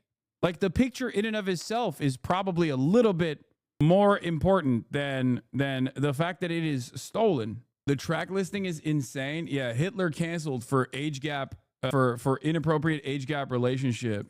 Wait, where the frick is the Wikipedia page? Oh, here it is here. Look at, after portions were published by Bluntz and Aiden Ross. That's the other thing I don't understand. Like, Aiden Ross is Jewish, man. What is happening? What the fuck is going on? This seems way more anti-Semitic than supporting Palestine. When's Kanye headed to jail? If you think that this is more anti-Semitic from the institutions that supposedly care about anti-Semitism, you are wrong. Okay? Let me tell you how wrong you are. No, the ADL does not mind shit like this because it's so obviously fucking anti-Semitic. Also, I don't even know if he ever says anything about Israel, ironically enough. Kanye being caught for IP theft is like Al Capone being caught for tax fraud. Oh. The thing is, though, this isn't anti-Semitic for ideological reasons or anything. It's just outrage bait. No, it is outrage bait, but he is like ideologically anti-Semitic. That's crazy to say he's not. Come on, chatter. He literally is. Bro, he is 100%. He is a, like, there is probably not a better textbook definition of someone who is an out and about Nazi, anti-Semitic Nazi who hates Jewish people than fucking Kanye West. Like, I don't know. I mean, he is outrage baiting as well, for sure. He is rage baiting. That is true. He also happens to be an anti-Semite. Oh, he scared Alex Jones, man. He scared Alex Jones. Anyway, in 2024, Trump condemned Biden for bombing Yemen. At least then, the Houthis were attacking U.S. ships. They stopped with Gaza ceasefire. Now the U.S. is in a sustained war against Houthis and vowing war with Iran over it. The Trump voters want more Middle Eastern wars. I heard otherwise. Oh, my God. I'm so shocked. That's right. Pete Hegseth. Message to Iran. We see your lethal support to the Houthis. We know exactly what you're doing. You know very well what the U.S. military is capable of, and you were warned. You will pay the consequence at the time and place of our choosing. And it's so funny because it's like he's posting this because we dropped an F-18. And when I say we dropped an F-18, I mean like literally. It was not. They claimed that Houthi missile activity caused a maneuver from a pilot of an F-18 to drop it directly into the ocean. But Hassan, makes me happy. I enjoyed my stay. Yeah. Do you mean like on planet Earth before we go into complete nuclear holocaust as a direct consequence of America's suicide pact, double suicide pact with the state of Israel, which refuses to stop doing genocide? So sorry, we're just going to keep bombing the Houthis and keep destroying our own military equipment in the region until, I guess, morale improves. I don't know. Yeah, it rolled off the aircraft into the Red Sea. They claimed the ship turned to avoid the missile and the plane rolled off the side, which is even funnier. Yeah, it's stupider. They said that the aircraft carrier had to do evasive actions and it fell off the side. Did you see the Dutch Twitter account posting a military target instead of 8 people were murdered? Yes, I saw that. Some OSINT account from the Netherlands literally posted random coordinates on Twitter. I'd probably kill myself if I posted something that led to the death of eight innocent people. All right, time for me to go through the mud. Based on satellite imagery, I'd marked this quarry as an underground base and tweeted it as such. I'm fairly certain CENTCOM doesn't take their targeting data from Twitter, but this is still a very severe mistake. Yeah. The OSINT account openly admitted this mistake, by the way, which is so insane. Oh, sorry, guys. I like that the tweet basically is like, sorry, oopsie. And I don't even, like, the reality is, yeah, they shouldn't be getting, like, no competent military. Central Command should not be getting their targets from OSINT Twitter, okay? So how was he supposed to know is unironically a valid thing to bring forward. Like, I can't believe we're living on a planet where the most powerful military on Earth is getting their notes from a random open source intelligence account. A random guy. U.S. airstrikes on houses near a quarry with 8 reported killed last night northwest of Sanaa with the coordinates. No congressional approval either. Yeah, Ryan Grimm, I know, wrote about it. Here it is. Here's the story. Pentagon may have drawn on anonymous social media accounts in planning deadly Yemen attack. Okay? A deadly airstrike in Yemen that killed 8 civilians appeared to target coordinates posted by social media analysts online. For the past several months, the U.S. military has been carrying out a bombing campaign in Yemen ostensibly aimed at forcing the militant group Ansar Allah, also known as the Houthis, to stop their military intervention on behalf of Palestinians under Israeli assault in Gaza.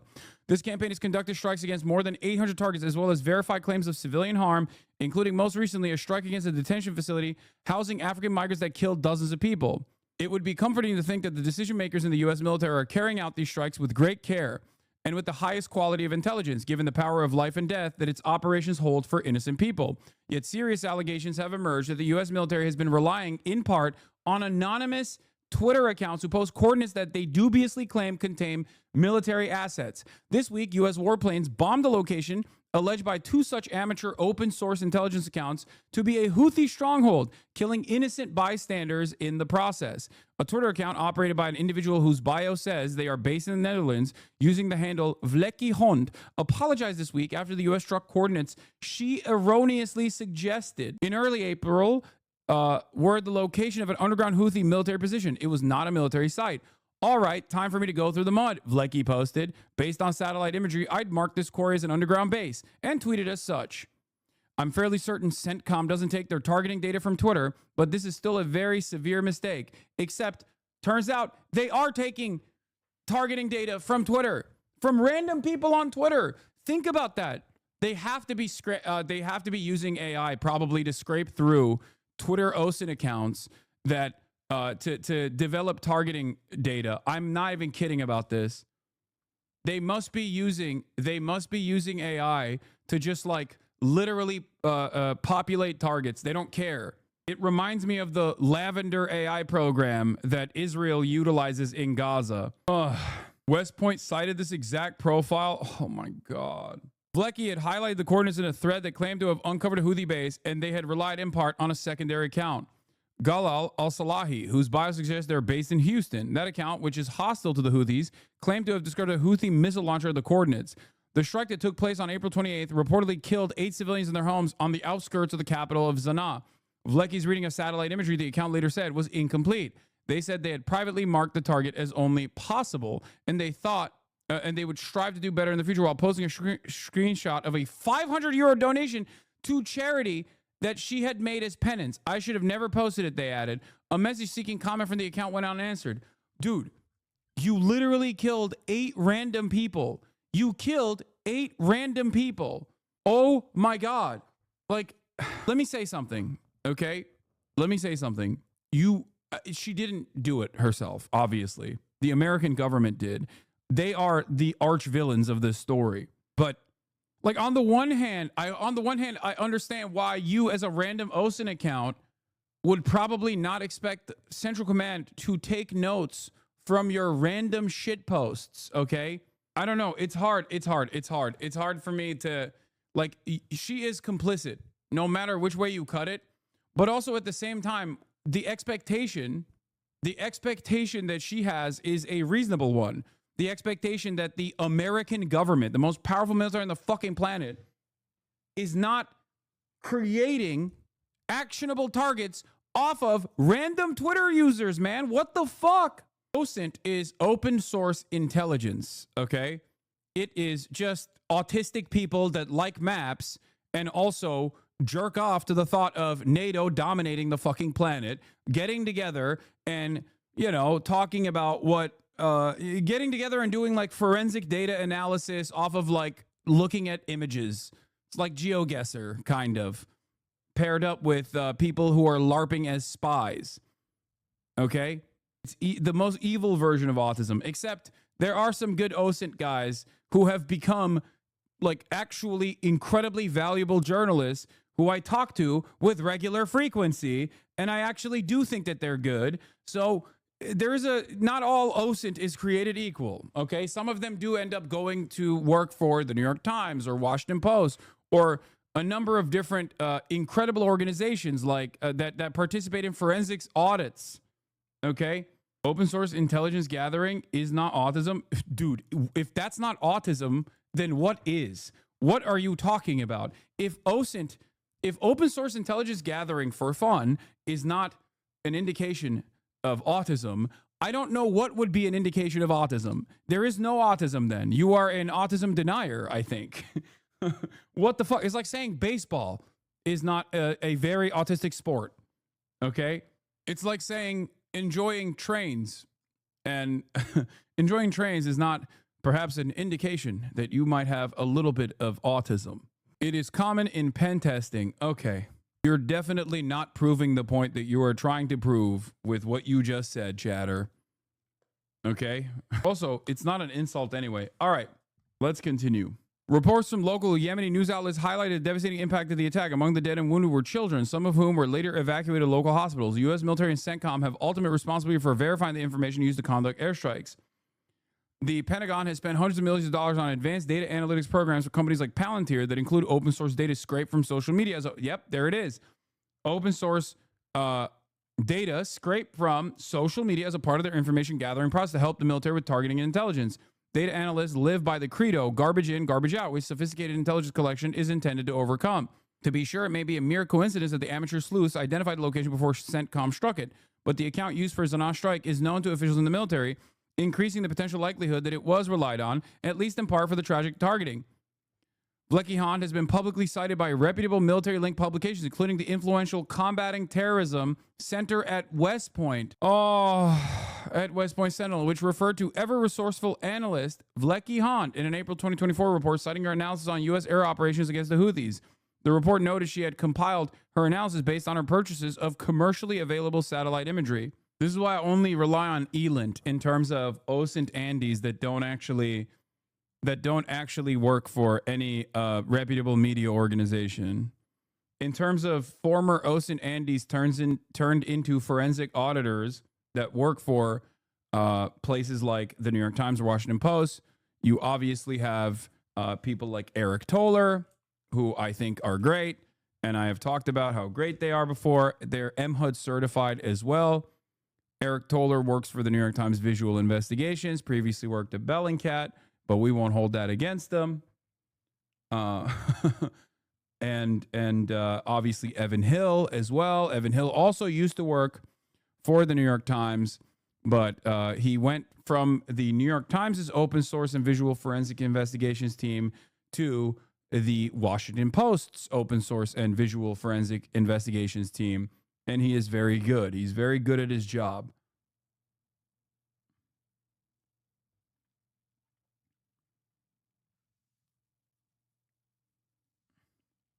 Wait, what is the issue with Bellingcat? Am I dumb? There are some reasonable suspicions that Bellingcat, at least in part, is a CIA cutout or a State Department cutout, which makes sense. They do sometimes have good reporting. Lol, that's bullshit. Okay, sure. What is this? Valentina Gomez infiltrates a Muslim demonstration in Texas. Oh, God. Who cares about this freak? I don't care. They said they're not going to stop doing this work. So now to improve and learn from this, no more posting about possible bases. Look for more concrete signs of these bases, most notably spoil heaps. Yeah, look, this person, in my opinion, also has ceasefire now on her bio, which is extra crazy. Like, I don't think this person cares about the humanity of people in Yemen. Like, you can't. If information that I erroneously posted was used as actionable intelligence to assassinate 8 human beings, I probably would stop doing that thing. At the very least.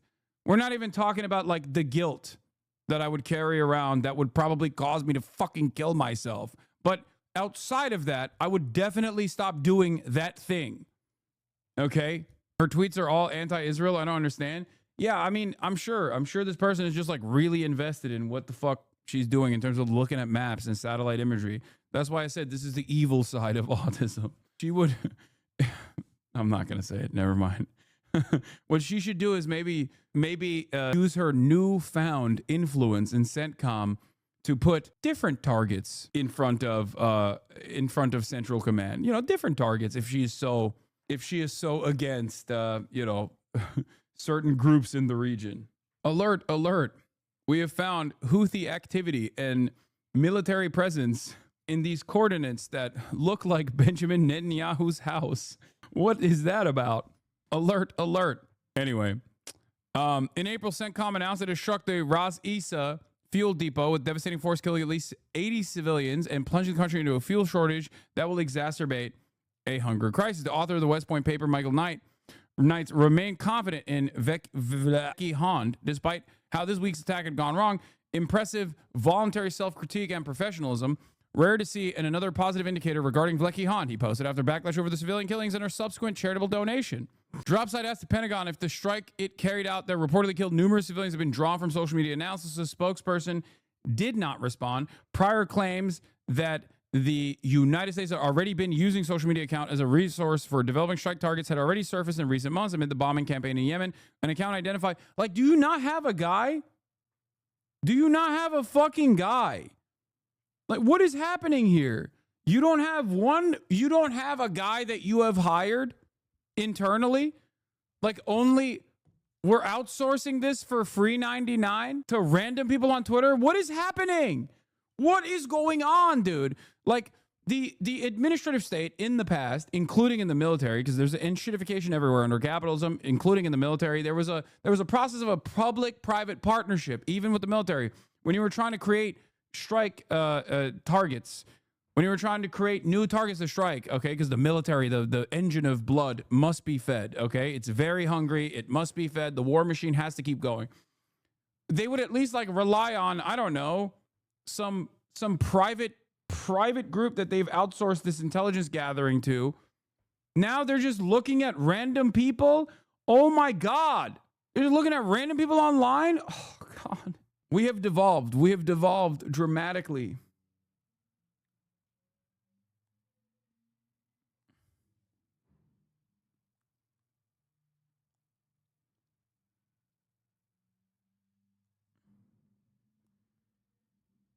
Just like the conversation around Signalgate was the fact that, like, Pete Hegseth and Mike Waltz were on a Signal chat talking about classified strike targets before they were revealed to the public, and that was illegal, and not about the fact that we are striking Yemen without congressional approval, or the fact that we are striking Yemen to begin with at all.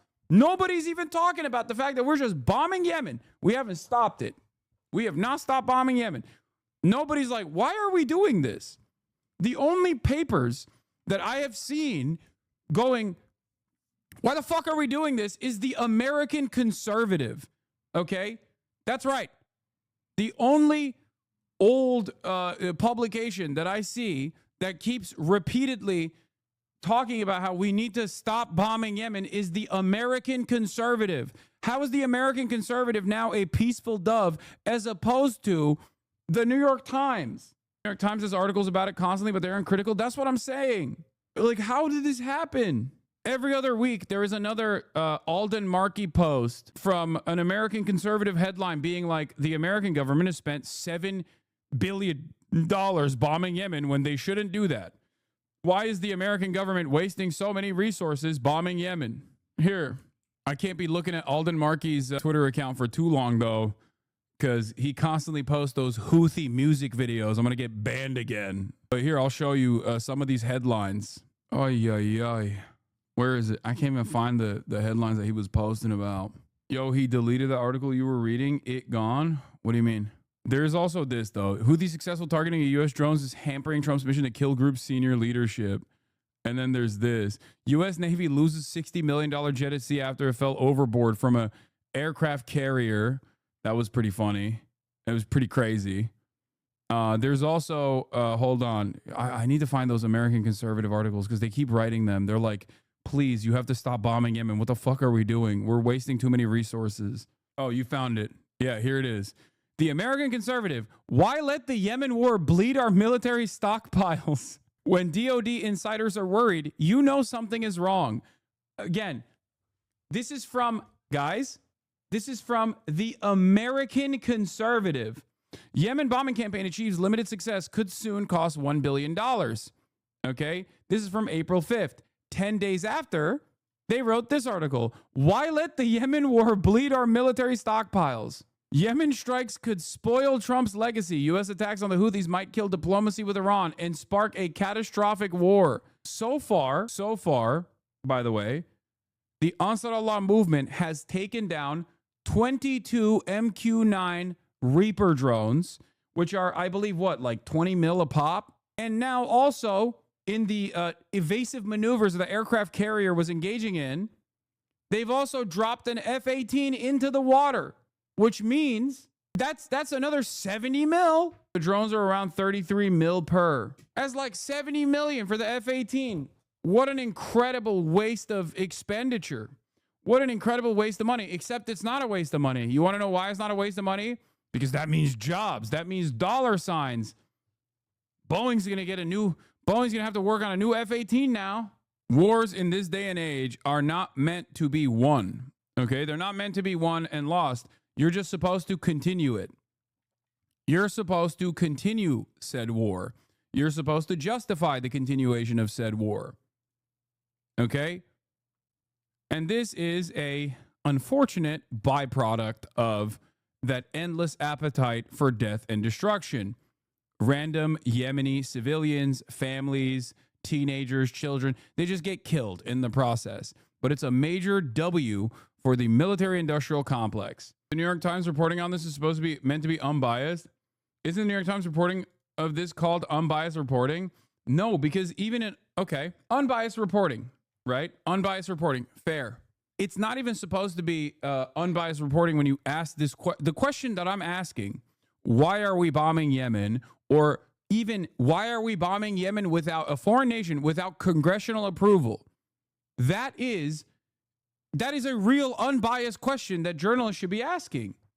At least the second thing, like, why are we bombing Yemen at all? Sure, maybe that's too much of a peaceful dove for a paper of record that's supposed to defend the State Department. But that question needs to be asked. That question needs to be asked at the State Department, because it is not legal technically, it is not legal for the American government to bomb a foreign nation without congressional approval. But we are so far removed from that point that it's not even a question that people ask no more. It's crazy. Shouts out to Obama, by the way. Thanks, Obama.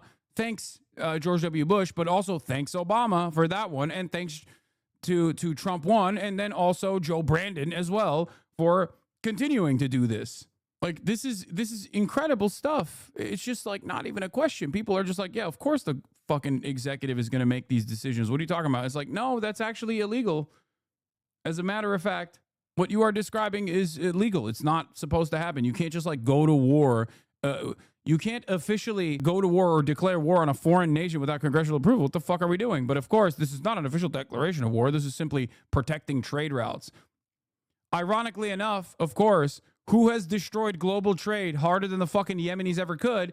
Donald Trump. Donald Trump's ridiculous tariff regime has actually ruined global trade in more meaningful ways than the Ansar Allah movement ever could. I guess the reason why he did that was because he wanted to ruin global trade all by himself. He didn't want the Ansar Allah to have fun with it. Seemed like they're nowhere close to any kind of ceasefire deal. Yeah, but let's look. I just think that this is because Israel doesn't want to end the war, and Netanyahu does not want to end the war. To be specific, because if they were willing to end the war, they would get the hostages out, and the idea that they somehow need to continue to fight a war against Hamas in Gaza, I'm sorry, there's no security. There's no security need to do it. It's a literal impossibility that October 7th or anything remotely approaching that, or anything really, in terms of a ground attack on Israelis, could happen if the war ended tomorrow. given the damage that's been done to Hamas, given how militarized that border is between Gaza and Israel. So there's no military necessity to carry out this war. Netanyahu is carrying out for his political purposes, and there are people in his coalition, including maybe Netanyahu himself, who want to carry out to just continue to punish and destroy the Palestinian people, if not ethnically cleanse them from Gaza, which is what a lot of people That's the Trump say. plan. I mean, that's what Donald, this is something Donald Trump says. It's something the ministers in the Israeli government say. The humanitarian situation can be, we're not overstating it. Nothing has gotten in since mid-March. Zero. Yeah. We're talking no food, no medicine in a place where there already was no infrastructure left. They destroyed all the hospitals. They destroyed all the schools, destroyed basically all the buildings. And so you're just talking about a place in which an already traumatized, bombarded people, including a lot of injured people, like badly injured people, are being bombed in tents with no food and medicine. That's what's happening.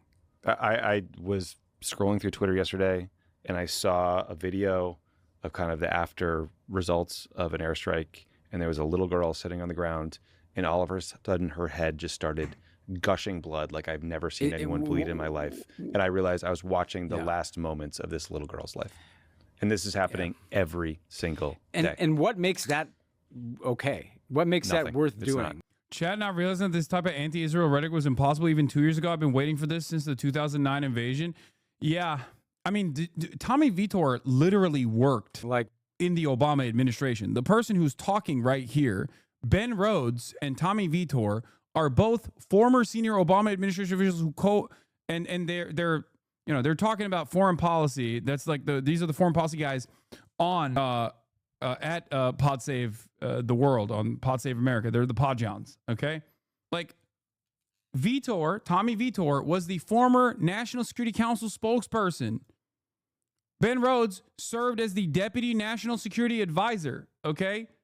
As in, Ben Rhodes was the guy under Mike Waltz. In this administration, you know how we're talking about Mike Waltz? Like, that is the guy. So understand how much the dynamic has shifted. By the way, the aircraft carrier was making a hard turn to avoid Houthi fire, and it caused the plane to go overboard. CNN correspondent. I know. I talked about it yesterday. Don't tell me that's what hostage is being brought home by that. You know, so there's this is an immoral abomination that will be a stain on this country and on Israel for the rest of our lives. A moral stain, a strategic disaster. Yeah, everything about it is wrong and cruel, and it's indefensible. And just now that we're all furious about this again, it's worth highlighting this report on Channel 13 News in Israel about the Biden administration's handling of the war in Gaza, the policy generally. So Channel 13 talked to a bunch of top former Biden people, like 9 administration officials. They talked to a bunch of the Netanyahu government. It's all in Hebrew, but a couple sites dropped site news again, and then the Times of Israel did write-ups of the main reporting. And it is both infuriating, not surprising, and confirms a lot of the assumptions we had from the very beginning about kind of what was happening behind the scenes. So one of the most damning quotes came from the Israeli ambassador to the U.S. at the time, who said that, quote, "God did the state of Israel a favor that Biden was the president during this period, because it could have been much worse. We fought in Gaza for over a year, and the administration never came to us and said, ceasefire now." It never. Dude, this is why I think it's ridiculous. And we knew this already, for the record. We knew this already. I talked about this nonstop. And it's not like I had access to their inside correspondence. I was simply looking at what the Israeli administration was doing and what the Israeli administration was communicating directly after the Biden admin would say, "Oh, I'm so mad. I'm so mad about what you're doing." It's like, all it takes is a fucking phone call.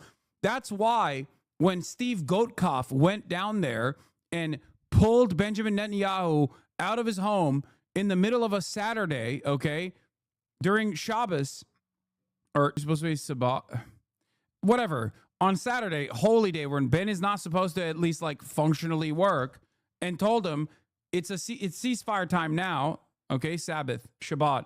When he did that, that was a clear-cut indication that America does have all the fucking cards. America holds all the cards with Israel. Anyone that tries to tell you that that's not the case is fucking delusional, okay? All it takes is one phone call. The Biden administration could have put an end to this the first week, okay?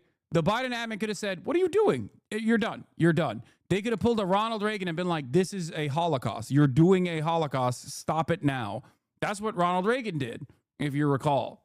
They, like, the idea that, like, Israel is a totally separate nation state and they have a mind of their own, like, okay, then punish them. You know what I mean? Like, we're the United States of America. Like, what are we talking about here? The liberals that wanted to defend Biden completely fucking forgot how much motion we have in terms of dominating our allies. Like, what is going on here? Sure, you might not have the same motion and the same influence, the same power of influence against our foreign adversaries, such as the Houthis, right? Such as Iran. But Israel cannot exist. Israel cannot exist without the United States of America's endless, unlimited support. Pause Save the World, not America. What?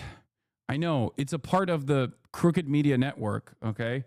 That's all I was saying. Asmin has 125K viewers. Yeah, there's heavy botting happening. I blipped up to 40,000, 44,000 for a brief moment and went and lost it. And he probably also is getting botted as well. It's not up to him or myself, for the record. I don't even think he has 150 right now. He a lot of the has time, 60,000. But there's like some severe botting going on the platform currently. Twitch doing UMG shit? No, I don't think it's Twitch doing it.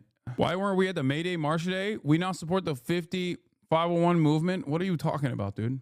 I don't go to every single protest. Like, what do you want me to do? Or did. And that's not to be taken for granted. So he's obviously trying to give Joe Biden credit there. He also just came back from a 2-week hiatus. No, that's not the reason. What are you talking about, dude? He's fucking 50K Andy, which is high enough as it is. He's not 150K Andy. What the fuck? No, it's very clearly botting. Please, just like, please. Okay? Yes, he has 126,000 viewers right now. It's not his own doing. Someone is clearly botting him. Why are you guys... Why do you contest me on issues that pertain to my job? Like, I know this. I am an analytics understander. Okay, this is my job. Chatters will literally be like, nah, I watch, so I know. And in so doing, offering the most damning thing, observation you could about the administration. A couple more things that jumped out at me, Ben. The administration reportedly debated having Biden give a speech that presented the Israeli people two paths in the hopes of forcing an election. One path was get a hostage deal, get a ceasefire, get a normalization agreement with the Saudis. The other path was what we're seeing now, endless war, diplomatic isolation. But ultimately, Biden just chickened out and didn't want to push Bibi politically, and instead did that speech where he laid out the framework for a ceasefire deal that I guess Netanyahu had told him he agreed to, but later walked away from. There was some stuff in the story about how Biden's team was particularly angry with Netanyahu when he released the frustration of these Biden staffers here because they're mad that Netanyahu lied about them. But it's also very telling that the biggest point of frustration was Biden not getting credit for having sent enough arms. They're mad about that and not about the 2,000-pound bombs being dropped on kids. We'll come back to that. Yeah, so I just, it's a lot about the Saudi normalization deal. There's people admitting what was obvious all along, that Netanyahu was blocking a ceasefire for political purpose. So again. Yeah, it's crazy to me that these guys see it and they're talking about it and that's good. Their audience needs to hear this. But there needs to be questions asked towards the New York Times for not reporting on it. You know what I mean? Because the people that listen to the Podjohns also read the New York Times. They trust the Obama staffers who know what inside baseball looks like. Okay? They have participated in the facilitation of drone strikes under the Obama administration, including but not limited to Yemen, as a matter of fact. So I think the question is why is the New York Times not actually covering this in the same way that these guys are covering it? New York Times has done some of the best reporting on what's happening in Palestine above any major newspaper. What? Okay, yeah. Thank you for saying something really dumb and tricking me into giving you attention. Am I crazy, or this is the type of coverage that would pop off 30 years later after some shit got declassified by the government? The Israelis dropped this like it's nothing? What?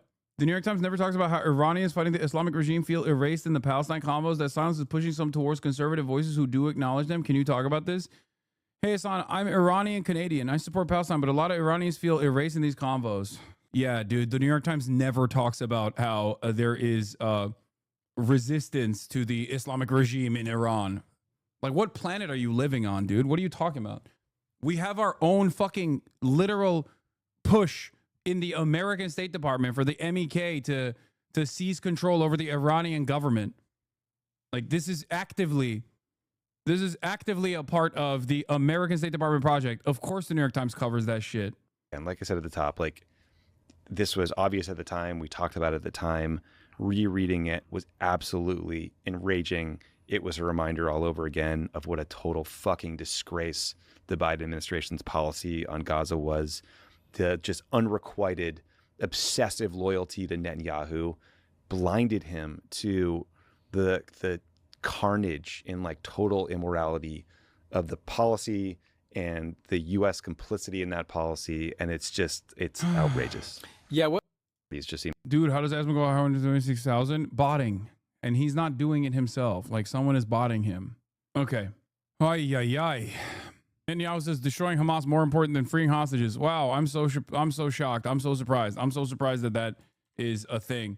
Now, the reason why this is important to talk about also is because Ethan brought it up in the conversation. Ethan brought it up in the conversation with Sam, where he was he appeared like a fool, okay, on numerous occasions. But I'm going to go through some of these remarks that took place in the debate recap and review. Most importantly, just like the stuff that pertains to like misinformation. Okay. Some of you may know this already. Some of you probably watched it yesterday, but Sam Cedar, Uncle Sam, talked to Ethan Klein. Ethan Klein had by my estimation, I think Ethan wanted to talk to Uncle Sam Cedar, because he personally thought that they would have a lot of agreements that he would then turn around and use against me in a conversation that would take place tomorrow. But it didn't go down the way he thought it would go down, because, of course, Sam Cedar does not agree with Ethan on the issue of Israel-Palestine and agrees with me on the issue of Palestine. He tried to use a bunch of snippets and clips to try to get Sam to say, you're wrong, you're bad, whatever, Hassan is wrong, Hassan is bad, and Sam didn't eat the bait. Here is one funny clip from it. Here, we'll start off with this, that kind of shows exactly how this took place. Fortunately, whatever Sam's been peppered with before the debate I've seen is his co-host telling him that I'm obsessed with Hassan, which is kind of my problem with Hassan. We don't even have to talk about Hassan. Basically, if you ask Hassan or a lot of people on the left, I'm being characterized by Hassan and a lot of his cohorts, a hugely influential political streamer like Hassan. My criticisms of Hassan. The thing he's doing, by the way, and Hassan listen, I know we're arguing here about semantics of what Hassan said. Hassan pretty much like openly supports Hamas. Let's not talk about Hassan. One thing that when I was talking to Hassan, this is what Hassan told me. So yeah, it was a lot of Hassan. I'm glad that he really proved to Sam Cedar that he was not obsessed. This conversation, for those of you who don't know, was supposed to be about Israel and Palestine. This conversation was just about it was supposed to be about, Sam Cedar's perspective, perspective on Israel-Palestine, and Ethan's perspective on Israel-Palestine, and maybe some of the disagreements that they had or some of the agreements that they had. Okay. But of course, because his focus on this matter is so incredibly narrow and so self-centered, that yes, he still used this as an opportunity to be like, look at these clips. First, he started off the conversation by talking about, by showing a clip that was supposed to reveal his perspective, his current perspective on Israel-Palestine. The clip, of course, he used was from Leftovers, from the first episode that we had after October 7, 2023. In that clip, he did say a bunch of things that were very pro-Palestine, that were correct, that was incredibly critical of Israel. That was part of the reason why I had thought that while he might well, Ethan might be a somewhat of a liberal Zionist, like ultimately, but ultimately he was, you know, his heart was in the right place, and that he was amenable to seeing my position on the matter. I was wrong, but that was also part of the reason why I thought that he was, you know, on board with talking about Israel's cruelty, and the reason why I said, you know, I don't care about what Ethan is saying. That's the reason why I defended him for almost an entire year. Okay. As you guys know, there's like a 8-minute compilation of me where chatters are constantly bringing up shit that he's saying. And I'm going, I don't care about Ethan. There's a genocide going on. Lock in. Who cares? Okay. There is that long video. Let me see if I can find it. I'll just show it to you. Hold on. Let me see if I can. Is this the one? Hold on. I think this is it. What is this? Oh, here. This is from Scarabell. Hold on. Starts off with Ethan Klein claims Ethan is a mega Zionist. You are wrong. Okay, trust me. I don't think you know. I don't think you know many Zionists if you think Ethan is a mega Zionist. Not even close, dude. Time and time again, I've spoken about how Ethan is not your enemy. A person who cries when a Palestinian child dies is not your enemy. Okay, he's not. I've said these exact words over and over again.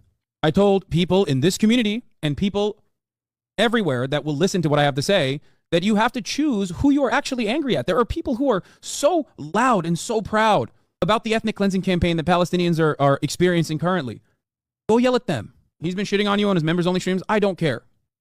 I don't care. Bro literally shat on you yesterday and his coworker for saying from the river to the sea, sorry, dog. I don't care. I do not care. This is petty drama. Okay? I don't care. And neither should you. Okay? I will always. This is Biden talking about Netanyahu. No, this isn't Biden talking about Netanyahu. Okay? I'm explaining, like, it's very obvious. I'm explaining to you my position right here and right now. Listen to my words. Okay?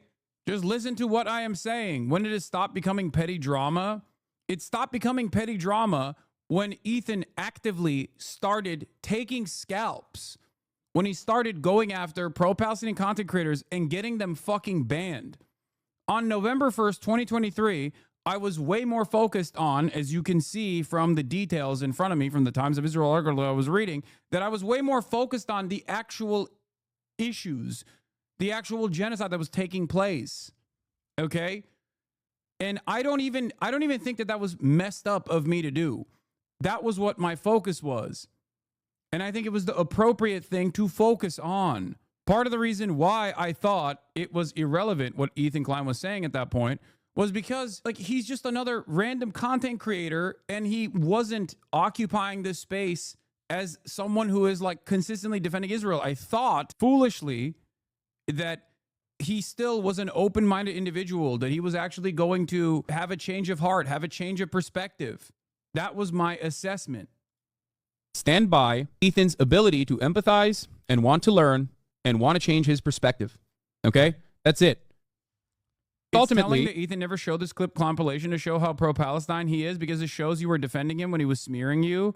Yes. Ethan has the capacity to arrive at a meaningful position because he has empathy for Palestinian people. He is literally better on this circumstance. He was never an open-minded individual. He was like this before Leftovers. Why are you and Chas surprised? I didn't think so. I was wrong on that. I think that there was a point in time when he was an open-minded person.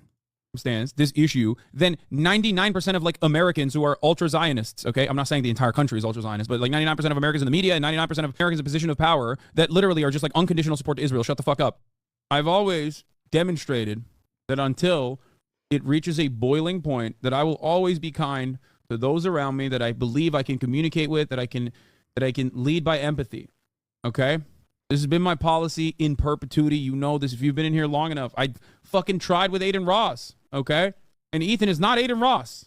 I think he will inevitably come around. Ethan is my friend. I think he's an empathetic person, and I hope that that is clear. No one, like, changing your perspective on an issue that is, like, near and dear. This is, by the way, this is 7 minutes and 34 seconds long. You need to understand something. The reason why I think it's so disingenuous and how much of a might want to move your camera to cover those notifications before someone says some fuck shit, it's fine. It doesn't matter. Why did you even bring that up? God damn it. Now someone is going to say some fuck shit. God damn it, chatter. God damn it. Sometimes you guys need to understand you're basically signaling to bad faith actors to operate in that way by saying shit like that. I hope you know that. I shouldn't have read it. It's my fault. Okay. My point was, it is crazy that he tries to claim to his audience that I was consistently attacking him from the jump. It is so wild that that is like a major motivator for him. A major motivator for him is this idea that like my community was constantly attacking him and I was constantly attacking him, and it was being done in an anti-Semitic fashion. When in fact, this is what I was doing this whole time. I don't think a single fucking Ethan Klein fan has seen this in the past year. As a fan of H3 until yesterday, I could say that the discussion with Sam was a bridge too far. I'm no longer a subscriber of his, and I'm no longer an enlightened centrist. Oh my God. He lost Headband, the one guy who was constantly saying, I'm still a fan of you both. I'm still a fan of you both, but I'm officially done with H3 after hearing him be so heartless and inconsiderate to the genocide of the Palestinians. The problem is, like, I don't want his audience to leave him because he's like, this isn't my goal. Okay. My goal isn't to get people to stop watching him. My goal is to get him to stop pumping pro-Israel propaganda. Stop saying things that are in defense of Israel. Okay. That's my goal. That's what I care about. I don't care. I don't care what else he does. Okay. And the irony is, stop attacking people. Hasanabi Jesus. Wait, what? Who am I attacking? What are you saying?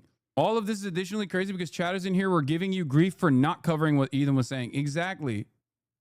I think it comes from him perceiving your criticism of Israel and Israelis as him taking a personal attack on him and his family directly. It's like he can't make the situation about himself. Yes. This is defensive of him is exactly what he expected from Ian. I guess you're a different case, huh?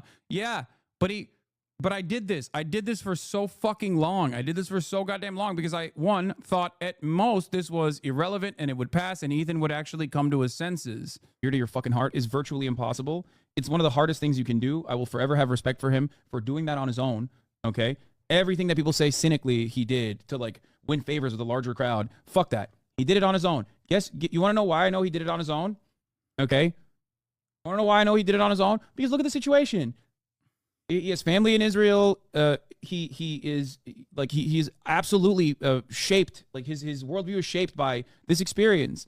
And instead of just like writing off every single thing that people have said and very comfortably finding himself in the bosom of like Zionist sentiment, which he could have just as easily done. He could have just turned around and been like, yeah, fuck this shit. I'm scared. These people are being anti-Semitic. And there is a lot of anti-Semitism that increases in times like this. That much is absolutely true. Instead of fucking turning around and being like, fuck that, he's like trying to tackle it head on and go through the internal conflict, that internal struggle that he feels with his own personal experience, with his own personal worldview and his morality and the way that he sees it from what he perceives as a completely hostile audience.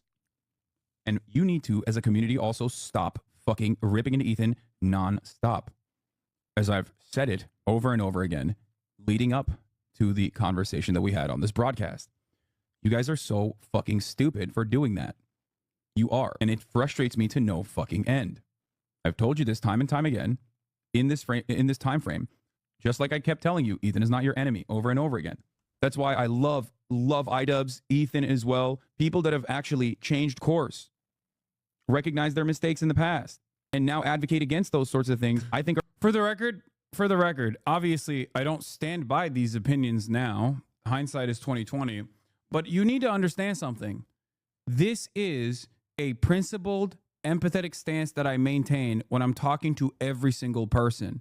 And all of your, oh, we were right and you were wrong attitude here is not going to change me from the way I deal with this stuff, okay? I'm just not going to I'm not going to stop. I'm not going to stop giving people the benefit of the doubt, the benefit of the doubt. God damn, I can't even fucking talk. I'm not going to stop because I'm not going to stop when it comes to a random chatter. I'm not going to stop when it comes to other content creators with massive audiences. The reason why I'm not going to stop is because there are plenty of instances where people do have their minds changed. Okay? You don't see that. You don't hear about it because it doesn't make the news. It doesn't turn into a massive problem. There is, of course, a point of no return. And I think that we're way past that. You underestimate the resentment that grew after Leftovers ended. Had he lost a significant portion of his fan base, he blames you. I know he does. I know that now. I did not think that someone who I had a podcast with, a political podcast with, would be so selfish as to basically blame his former podcast co-host for his own exodus of his own audience that he had cultivated, he had developed. He had developed with a progressive mindset in mind. But remember, the reason why I won't stop being charitable to people and assume that they can change until it becomes like very apparent that they won't, and I have a much higher standard for that than most other people, is because my entire job revolves around the assumption that everyone is redeemable, that everyone's minds can be changed. That's it. And I hope to lead by example on that front as well. I want you to also take that attitude to your own personal relationships with other people that don't agree with you. That's it. Are very valuable because every single person has a reactionary perspective deep down inside on one issue. We are all totally. I don't think there's a point of no return even for Ethan. Yes, of course there isn't, like, on principle, I don't believe that there is a point of no return. But of course, I have to switch tactics. This is the same principle behind, I want people to come in here and learn. There are some people who are genuinely curious, and then there are some people who use the, I'm just genuinely curious, to shit stir. Okay? While I do think that every single troll that comes in here could be redeemed, could be talked to, and you could change their minds, sometimes in the interest of stopping reactionary sentiment dead in its tracks, yes, I will fucking clap back. Do you understand? It doesn't mean that doesn't mean that I couldn't, if I chose to and spend enough time and enough effort, change people's minds. But, you know, I have a limited amount of time. I have a finite amount of time and space here. So, of course, I'm going to use that in the ways that I see are most efficient. It's embarrassing to admit now, but I watch his podcast. I would watch his podcast every day and tune into your stream after he made the heel turn. He just completely turned me off with his attitude. He just can't put the mirror up to his face and confront his own demons. Acceptable to the intersectionality of privilege. Privilege causes us to have blind spots. Ethan is my friend. We may have disagreements every now and then, but I have maintained the position that his heart is always in the right place, and he's on a journey of learning. Every single day I went live in the beginning, every single day I would spend at least 5 minutes to 30 minutes talking about how Ethan is not your enemy. You should not yell at Ethan. Ethan is a good person. Be more charitable to those who are open. And I think another big thing is you get clip chimped a lot. And if you made snap judgments on people, you would be as bad as the audience who listens to what they say about you with no charity. That too, for sure. As someone who is the recipient of bad faith attacks and clip chimping, consistent clip chimping, yes, I definitely have a lot more charity for random content creators who I don't know the extent of their opinion. Ethan wasn't your friend. Ethan is your enemy. Ethan isn't a good person. Hindsight. I'm not in agreement with my assessment here. Okay. I'm saying that for the time and place, the reason why I had charity was because I thought that remember, at this point, he's just making snide remarks. I'm not fully aware of all the shit that he's saying, and I'm purposely not even paying attention to what he's saying because I feel like there's more important things at hand. Okay. But obviously, there is a change that takes place before. This is on February 23rd, 2024. You're looking at this with hindsight vision. Many of you were already aware of Ethan's ways, I guess. But I'm trying to explain to you that, like, at that point, I just didn't think that it was all that significant. But around October, I think, of last year, this tunes up. This turns into a massive harassment campaign and susceptible to your opinions every single day. I'm still friends with Ethan, by the way. I still talk to Ethan every day, every single day, throughout the stream. Just say Ethan is a fucking idiotic take. Ethan and I obviously have disagreements on this stuff, but Ethan has also personally said it isn't apartheid. What the fuck do you want? As a dude who did go on birthright, he is infinitely more progressive than, you know, a lot of these people that are writing these fucking, a lot of these people that are writing these letters and shit. Okay, please stop fucking yelling about Ethan all the time. Jesus Christ. Time and time again, I told my adult community to shut the fuck up about Ethan. I even banned the mention of Ethan in this community, and I think still to this day, it is banned. The idea that I did not try to genuinely scale back the harassment that Ethan was experiencing is ridiculous. You do PR for Ethan Klein, who's a Zionist. You do PR for Ethan Klein, who's a Zionist. How can you tell her not to defend a Zionist when you defend Ethan Klein, who's openly Zionist? What the fuck? Are you okay? Ethan Klein called Israel an apartheid state in, I think, 2021. Okay? Ethan himself has been very critical of the state of Israel and has even called it an apartheid state far before October 7. Okay? I personally don't even care if he's like calling me out or whatever. I heard that like people were saying that Ethan talked about me on his podcast today or some shit like that. I don't care. I genuinely don't care. For me, you know what I do care about? Ethan considering what Israel's doing to be genocidal far before October 7th. Okay? I do care about that. I think that that matters, especially when he is so close to the subject matter, so close to the different aspects of social conditioning that play a pretty prominent role in the development of American Jews, who are very progressive people overall. Okay?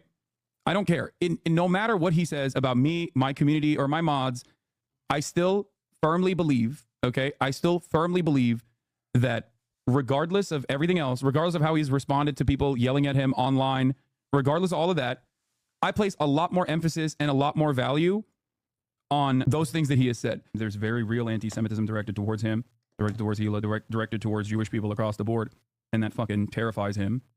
And I think that there's a real element there. For a lot of Jewish people especially, like, yeah, they see anti-Semitism rising, and if at any point do they actually associate criticism of Israel with anti-Semitism, and people like Dan Bilzerian play a fucking formative role in people assuming that all people who criticize Israel are just like him, they're like fucking Holocaust deniers or whatever, yeah, you're gonna freak the fuck out. He's got Jewish children, you know what I mean? He doesn't want him to grow up in a fucking anti-Semitic country. Yeah, that was that's December 15th, 2024. And if you noticed, I started recognizing that he was like doing Hasbara. And that assessment still hasn't changed in terms of like what his primary motivators are. Because I think he mistakes real anti-Semitism with anti-Zionist commentary that he's received, criticism that he's received that is actually valid. We out protesting. Where you at, buddy? Why are you dressed like a Miami club promoter? What the fuck? This is not... Miami club promoters wear cardigans?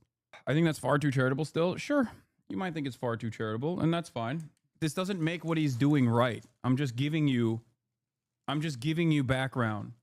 I think ultimately it still stems from narcissism, ego, an inability to admit wrongdoing, an interest in generating controversy and clicks around an issue, no matter how serious the subject matter is. No interest in actually thinking about the humanity and livelihood of all of the people that he is trying to actively ruin the lives of, even if they were friends of his or fans of his at some point. All of that are major motivators here. All of that plays a big role here, but it still doesn't change the reality that like there is part of this madness started off with a wrong interpretation or a wrong conflation of like anti-Semitic attacks that he has received throughout his career, and the assumption that like his fan base was leaving him because they were simply not seeing the world from the way that he sees it. And it's not because he was it's just like he thinks that he said all the right things. Why do you hate me? Why does my progressive fan base hate me? I said all the right things about Israel and I'm a Jew. It must be because I'm a Jew that you hate me. I think he genuinely believes that. And he's just fucking wrong. And it doesn't matter what he believes ultimately, because what matters is his output. What matters is what he has done with the limited amount of time that he has online. And I think it's gross. The way he's used the limited time he has online is gross. Going after all of the pro-Palestinian content creators is gross. Consistently spreading misinformation about the history of Israel or the way that Israel currently exists is a defense of Israel, which is a genocidal state that is an apartheid state on a good day. It's morally repugnant. I do not agree with it, and I will not agree with it. Yes, I'm eating Tawuk, bro. You had patience and patience of a state towards Ethan and his crew while you were defending him for a year. He was conspiring with a certain community to ruin your and other pro-Palestinian content creators' careers. I admire your charitable nature. I just think it was frustrating for us who was watching his streams. That's all. Yeah, but I wasn't watching his streams. And you could have just stopped watching his streams. Meanwhile, I guess this is what Ethan's take was. While I was saying these things. Everybody wins. Everybody wins. That's me. I just want everybody to win. Except Hassan. I want him to lose everything. I need that's what was giving me pause. Oh, yeah. Not Hassan. Everybody. Not I mean, you. He's part of everybody, but yeah. Even now, I don't care. Like, I still say, I don't want Ethan to lose everything. I just want him to stop doing what he's doing. You know? I want him to stop going after pro-Palestinian content creators. I want him to stop representing a false reality about Israel. You talking about Hossam with Felix when Ethan was continuing the drama slop. His name is Hossam Shabbat. Kind of insane to play sound bites of another person every 5 minutes, every 5 seconds. Yeah. In any case, the reason why I brought that up is because it's just an abject lie that he presents. And it's on a silly thing. You know, it's about me. It's silly. It's silly to lie about such a thing. And it's very easy it's very easy to comprehend that it is a lie, right? That part is probably good for all of the drama-obsessed stans. The drama-obsessed stans might see that and go, okay, maybe I was wrong about the way Ethan has characterized this on. But that's irrelevant in the grand scheme of things. What's more relevant is how Ethan carried himself in this conversation. During the conversation, he starts talking to Sam Cedar and wants to, like, the final culmination during his piece de resistance, as Gato Fumador says, to finally give Sam Cedar of Hassan Piker's virulent anti-Semitism, Ethan Klein bizarrely insists on repeatedly misquoting the clip he just received seconds earlier. Also, the idiom refers to the local dog catcher, not a dog walker. So let me show you an example of something. And again, I know you don't care about the drama. To me, this isn't drama. This is one of the biggest, most influential streamers spreading something that I think is really dangerous. And you can agree or disagree, but it's a short clip, but I'll show it to you. And you tell me what you think. This will never happen, but in a totally just world, any kind of, regardless of your background, any kind of fucking Zionist tendency should be treated in the same way as being a fucking rabid neo-Nazi. And you shouldn't even let someone be the fucking local dog catcher as Felix was posting if they've ever exhibited any sort of like positive feelings about the state of Israel. I'm so serious about this. Now, by the way, he didn't misspeak. He doubled down on it yesterday. He said, no, I agree. That's what I think.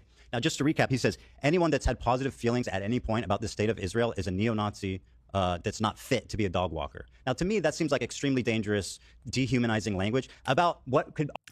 Like, I don't know why he keeps saying dog walker. It's an old idiom. Not fit to be elected to local dog catcher is an old idiom. Did I say at any point? I mean, I might have, but even then... like my statement here is not like, oh, if you were pro-Israel at any point, you can't fucking be in office. Like, I don't give a shit about what you thought in the past. That's not who I am. As Felix was posting, if they've ever exhibited any sort of like, oh yeah, no, I say if they've ever exhibited any sort of, no, I did not say at any point in their lives. Just to recap, he says, anyone that's had positive feelings at any point about the state of Israel is a neo-Nazi that's not fit to be a dog walker. Now, to me, that seems like extremely dangerous, dehumanizing language about what could arguably be 70% of the Jewish diaspora, and certainly probably people you know in your family. I'll tell you, there's some hyperbole there, but that's putting it mildly. I mean, he says it took at any point to mean their entire lives. I mean, it's so stupid. It doesn't matter. And Sam is correct. It is, of course, hyperbole. My point is not that if you loved Israel at a certain point, you shouldn't be hired. That's idiotic. Ironically enough, Sam is correct. It is, of course, hyperbole. But he is trying to extract anti-Semitism out of that statement when that is not the case. My argument is pretty obvious here, especially considering that when he is lasering in on, at any point, he means at any point. He means like if you're a Jew, you can't get a job at all. You should be fired from your job. He's saying Hitlerian bullshit. And yet, for some reason, he doesn't have that hyper focus on the semantics where I said it doesn't matter what your background is. There are more Zionists, as Sam also correctly points out, there are more Zionists in the evangelical Christian movement than there are Jews, Zionists and anti-Zionist alike. My argument is not about Jews. My argument is about people who demonstrate positive attitudes towards the fucking apartheid state as it's in the process of doing a genocide. And this, of course, was a reaction to the FBI collaborating with a blue state attorney general, Dana Nessel, to raid the homes of American citizens for engaging in student activism against the state of Israel. Yes, people who are pro-Israel clearly use their love for Israel and their allegiance to Israel in their fucking elected positions of power. Just like someone who has an allegiance or loyalty to Nazi Germany would also use their position of power after winning an election to promote Nazi Germany. Regardless of your background, any kind of fucking Zionist tendency should be treated in the same way as being a fucking rabid neo-Nazi. And you shouldn't even let someone be the fucking local dog catcher as Felix was posting if they've ever exhibited any sort of like positive feelings about the state of Israel. I'm so serious about this. Now, by the way, he didn't misspeak. He doubled down on it yesterday. He said, no, I agree. That's what I think. Now, just to recap, he says, anyone that's had positive feelings at any point about the state of Israel is a neo-Nazi that's not fit to be a dog walker. Now, to me, that seems like extremely dangerous, dehumanizing language about what could arguably be 70% of the Jewish diaspora, and certainly probably people you know in your family. I'll tell you. I wanted him to ask Sam if he believes that his dad, who is pro-Israel, right? Because Sam like briefly alludes to his father being pro-Israel. I wish that he would ask if Sam thinks it would be appropriate for his father to be elected into local office, exhibiting the real sympathies he has for the state of Israel. Because I am almost certain that Sam's reaction to that would be, hell no. Sam Cedar would 100% say no. There's some hyperbole there, but that's putting it mildly. I mean, he says Zionism, and I'll tell you what I think is really. Sorry, I got to correct you. He says Zionism, and then he says if you had positive feelings about the state of Israel at any point in your life. I got to tell you, if you look at what's happening right now, and you have positive feelings about Israel, he said at any point in your life, Sam. Just to be clear about what he said. Would I have said at any point in his life, someone's life? But I just think this is such a petty, like the idea that we're going to police. Hold on, let me respond. You want me to respond to this? No, I don't. Like I say, I don't care about this. But if you're going to force me to respond to it, but wait, dude, he handled this so well. This was the most annoying part for him too. It was the only part where he like actually started getting really pissed off, visibly pissed off. Just to give you a better understanding of what Ethan is probably going to do tomorrow, this is probably what he's going to try to do. He's going to constantly try to hyper-focus on whatever language I'm using and stay away from talking about Israel, talking about his opinions on Israel, refuse to let me talk. And no matter what happens, if I yell at him and overpower him in the conversation, then I'm emotional and I lost the argument. If I let him get his point across and then try to respond, but then get, overwhelmed consistently by a barrage of fucking misinformation and out of context clips, then I'm a pussy and Ethan owned me. So there's no winning in there's no real victory here. I'm just going to let you know. You're not doing it today? No, it's tomorrow. I will still do it. I will still, of course, do it. But I know for a fact that online debates, especially in communities like this one that care about blood sports, is not actually about coming to a reasonable conclusion, coming to a moderate center on any issue, but it's more so about what you can clip and what you can use to dominate the conversation. The greatest example of this would, of course, be the debate that I had with Ethan. The last debate that I had. It exists on my fucking YouTube page. If you recall, Ethan and I already talked about Israel and Palestine extensively. Except what was the primary takeaway from the drama slop tuber communities that went into that conversation? It was that I was really mean to Ethan. These guys who actually normally jerk off to Destiny Dominates People compilations turned around and said, I was a bully to Ethan. That was the only takeaway. They did not talk about the facts that I brought forward. They did not talk about the actual conversation that took place. It was just that I was too mean to Ethan. So remember, they're just disingenuous. Like I say, I don't care about this, but if you're going to force me to respond to it, what Israel is doing right now is so far beyond the idea that someone says, anytime in your life, or not or whatnot. He's talking about Zionism, and frankly, I think it's very difficult for me to understand how someone could have positive feelings at this time. Now, you want to say in the past and what? Okay. Yeah. Like I say, I will grant you at any time in your life that is too broad a step. But wait, let me finish. Yeah. But see, you go in and you're making this about anti-Semitism by doing this hopscotch about a poll that people had positive feelings that Jewish people do, and then therefore he is anti-Semitic. And honestly, that type of conflation, I think, is so dangerous and so disingenuous. I mean, I don't want to get too passionate about this, but I will tell you something. I have had a guy who went to my bar mitzvah, my sister's bar mitzvah, my kid's bar mitzvah, sat at Passover with me 3 or 4 times, call my father and ask him if I'm anti-Semitic. Now, this is just one, that is just an example, an illustration of conflating when he's clearly talking about Zionism. Was it hyperbole to say any time in life, whatever? The fact of the matter is this conflation is dangerous for Jews. It is a fig leaf and a way of weaponizing anti-Semitism that has enabled Donald Trump to do the shit he's doing, that has enabled the slaughter of thousands upon thousands of children and women and men, for that matter. It is not keeping Israelis safe. And this type of conflation, Ethan, is what I find far more irresponsible, frankly, than the idea that he said positive any time. I mean, look, you do a show Sam, 4 hours a day. He does a show 5 or, as far as I could tell, 15 hours a day. And to focus in on that one tiny clause. This is not one tiny clip, Sam. Well, you don't know. This is a totality of behavior. But you and by the way, it's easy.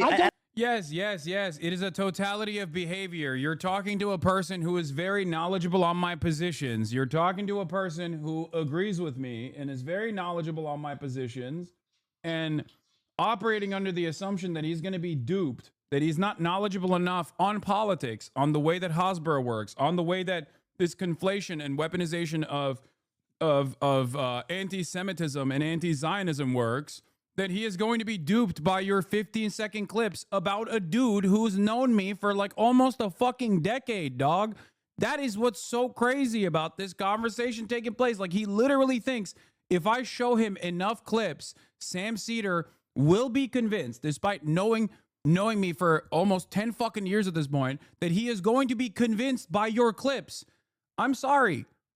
You are not intelligent enough to craft a sophisticated narrative like this. That's precisely the reason why you mostly rip this shit in the same way that the Free Press did from Destiny's Wikipedia page. Why the fuck do you think someone who is actually knowledgeable on this issue, knowledgeable on the ways in which anti-Semitism is cynically weaponized against pro-Palestinian content creators, would ever be duped? Sam not only did not fucking get duped by this, but he also went on to make a broader point that Ethan just doesn't hear at all, which is that the real danger here is the conflation of Zionism and Judaism, which is what you are doing. That is what his point is. His point is that it is infinitely worse. It is infinitely worse to try to go over the statements of an anti-Zionist who is not anti-Semitic with a fine-tooth comb to try to literally pull out some kind of semantics argument that you have hallucinated into existence to claim that this anti-Zionist person is actually secretly anti-Semitic. Look at him. He's saying it. There's a totality here of all of his actions. Like, that in and of itself is understandably, as Sam saw right there, is a cynical way to weaponize anti-Zionism or weaponize anti-Semitism smears in a way to deflect away from criticisms of Israel. It's fucking ridiculous. It is malicious and it is dangerous, especially if you are a Jew in America. It is extra dangerous because all you are doing is associating yourself and your religion and the religion of your children with what Israel is doing in the eyes of people who probably have some level of anti-Semitic tendencies. It doesn't make any sense to me how liberal Zionists behave like this. It does not make sense to me at all. Like, they just don't see. They're so invested, for the most part, in trying to position themselves as like peacekeepers, but carve out a specific space for like Israel being a good country. Please think that Israel's a good country. Please don't hurt my feelings. And that everyone and anyone that has an issue with that is actually anti-Semitic secretly. I'm going to do everything I can to fucking you know, do numerology to figure out how anti-Semitic you actually are. Like that kind of stuff does not work. It didn't work that well in the past either, but it doesn't work at all now. All it does is make people go, dude, you fucking suck. You are, you know, it makes people resent you. It makes you look repulsive to most people. Maybe to Ethan's audience, who are not very well equipped and have stand behavior that they're exhibiting, that love Ethan and think he is a perma victim here, the most vulnerable person on the planet, and you know, therefore everyone is fucking attacking him or whatever. But like to the outside world, they hear this, they see this, they go, "What the fuck are you doing?" And I appreciate that you can hand wave it away and say that it doesn't. No, I'm not hand waving it away. Well, you kind of are. I'm saying this you're saying conflation. You're saying this actually I'm wrong for caring about it. No, yes. In fact, I'm saying this conflation is incredibly dangerous. It is disingenuous. I think it's dangerous right now, to ignore what's being described as dehumanizing violent language for American Jews that have nothing to do with the word. That is a complete mischaracterization of it's that. It's not. He's not fit to be a dog walker. He never says the word Jews. He says a neo. Listen, how many members of Kufi have positive feelings towards Israel? Let me. Evangelicals too. It is not anti-Semitism. It is not. It just isn't. Like, taking one example in isolation, which is what we've done here. Well, you're the one who gave it to me. Yeah, well, I don't even want to talk about it, I disagree but I'm with you. using your example, and in that instance, that is not anti-Semitism. Well, I disagree. Conflation. Okay, well, that's our disagreement. Yeah. But I think that conflation is incredibly dangerous. Well, I disagree as well. It's dangerous for Jews. I think it's dangerous for this society. I think, frankly, I think it's dangerous to what I perceive as hand waving what's happening here. I know you said you aren't doing that. I'm not hand waving. This you're doing the opposite. You're endorsing decades of thought about this. So right, sure, but the point is, you're saying that this is not dangerous. How dare you care about this? I think it's dangerous I'm not saying that at all. I personally, No. I mean, Ethan doesn't understand. He is saying it's dangerous. He's saying what Ethan is doing is dangerous. He's so lost in his own world that he doesn't understand the point Sam is making. Sam is saying Hassan is engaging in an anti-Zionist sentiment. Sure, there's hyperbole if you want like a win here, okay, an aesthetic win here, there's hyperbole that you're laser focusing on. But having said that, your conflation of his statement, my statement of saying that like if people are pro-Israel, they should be treated in the same way that people who are pro-neo-Nazi or pro-apartheid South Africa should be treated and should not be elected even to the lowest position, which would be the dog catcher, is the idiom, right? That in and of itself has nothing to do with anti-Semitism, and the conflation and the claim that it is dehumanizing language against Jews is actually the dangerous conflation that Ethan is making that Sam despises. And I don't know why Ethan just like fails to comprehend what is happening here. Like he is literally saying, no. Not only am I not upset with what Hassan said, I'm saying I'm upset with what you're doing. Okay? Jewish people have a collective memory of trauma, Sam, and it starts a certain way. And it starts with dehumanizing language, like saying you're not fit to walk a dog. I mean, what are we doing here? It's irresponsible language. He's not talking about Jews. He's talking about 73% of Jewish people. No, you said that. No, that's a poll that's readily available. No, you made that connection. He did not. Because we have millions upon millions of members of Kufi. We have millions upon millions in this country of evangelicals who also believe the same thing. Does your dad have? You cannot say it's anti-Semitism. Could you describe You cannot say it's anti-Semitism if you're also including millions upon millions, far more Christians than Jews. Would you say that your father, who you mentioned, said something to you, that he's ever in his life had positive feelings about the state of Israel? I've had positive feelings of Israel. Well, does your dad have any positive feelings about it now? I would assume so. Not in terms of like, I support that. Yeah, here he says, I would assume so. I went to Israel on... Okay, good. Then you're a neo-Nazi, not fit to walk a dog. How do you feel about that? No, that's you saying that. That's literally what he says. I'll play it again. No. I don't believe. Like, this doesn't even make logical sense, right? That right there does not make logical sense. Why does that not make logical sense? I love Sam Cedar. But even if you didn't know that I love Sam Cedar, okay, if you're an Ethan fan, you heard Ethan mention time and time again that I wanted Ethan to talk to Sam Cedar. Ironically, I said you should have this in private, but he wanted to make content out of it. So here we are. I said you can do it in private, you can do it in public, whatever you want, but like you should probably talk to him. I think you can have your mind changed. It would be valuable for you to have a different perspective from a person that you actually admire and actually have respect for. So the question I have for people who aren't really paying attention here is like, If I thought Sam Cedar was a fucking neo-Nazi, why would I tell Ethan to talk to Sam Cedar? Why would I like Sam Cedar? Why would I defend Sam Cedar? If I genuinely thought that if you ever had any positive feelings for the fucking state of Israel at any point, why would I literally use Sam Cedar as an example of someone who I know had positive feelings for Israel at some point, and his own journey of becoming an anti-Zionist would be instructive for someone like Ethan Klein? Clearly, I don't fucking believe that. Yeah, good fucking logic right there. But the problem is, there is no reason for there to be logic applied at any step here. Ethan takes arguments and compartmentalizes them and looks for a gotcha that will basically exist within the confines of that very moment. It's a very interesting way to debate, where he literally forgets what he said 3 seconds prior. He forgets what he says 4 seconds after. It is incredibly fucking inconsistent. You were also inconsistent? What are you saying? There, I say I misspoke and you win. Exactly, you misspoke. It's not a win. You don't lose if you admit you said something you didn't mean. It's fine to admit to misspeaking once. I know, but once you said it, exactly, you just misspoke. Say you misspoke and you win, he has no ammo. What? Misspoke on what? You look good today, except I hate jewelry, dumplings, sushi, woke toke. You did, and I called you out in real time. You said that and it was sloppy. You said ever. You said ever. It's a small thing if you're correct. Would give you a huge win. You needed to say it. Good job. Finally. Good. This is the clarification you needed to say.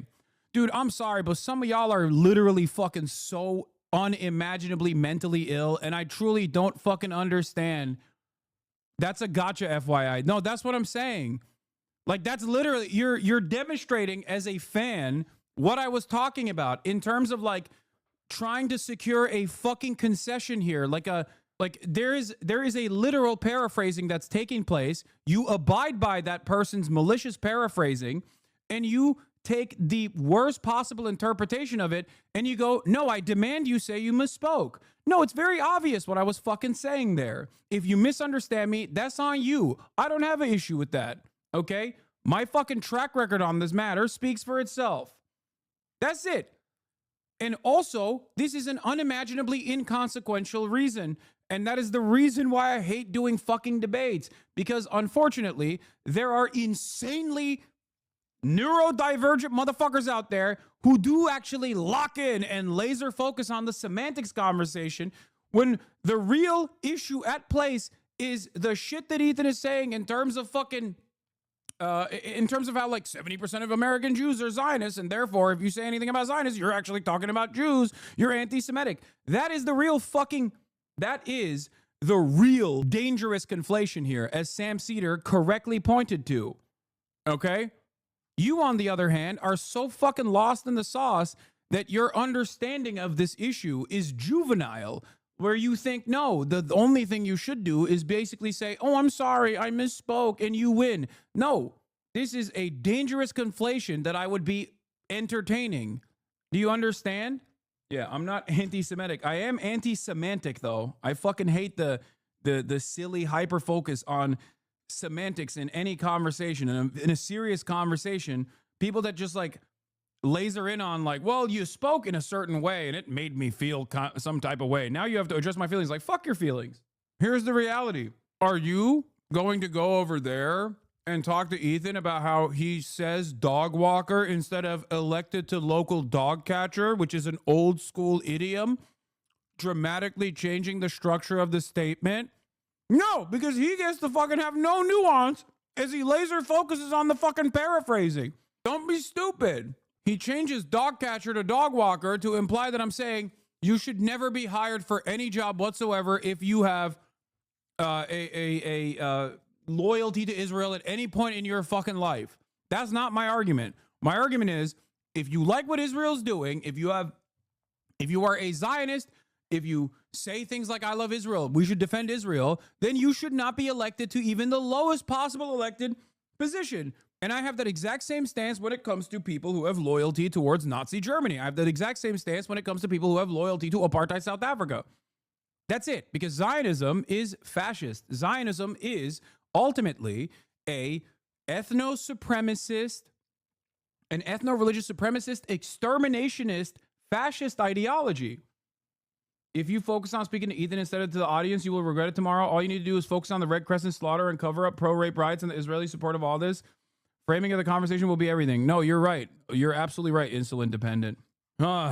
It's an elected position from antiquity. Can't expect Ethan to read a fucking book. No, that's the irony, of course, is that I'm literally paraphrasing or defending what my Jewish friend was saying, but it doesn't matter. None of that matters.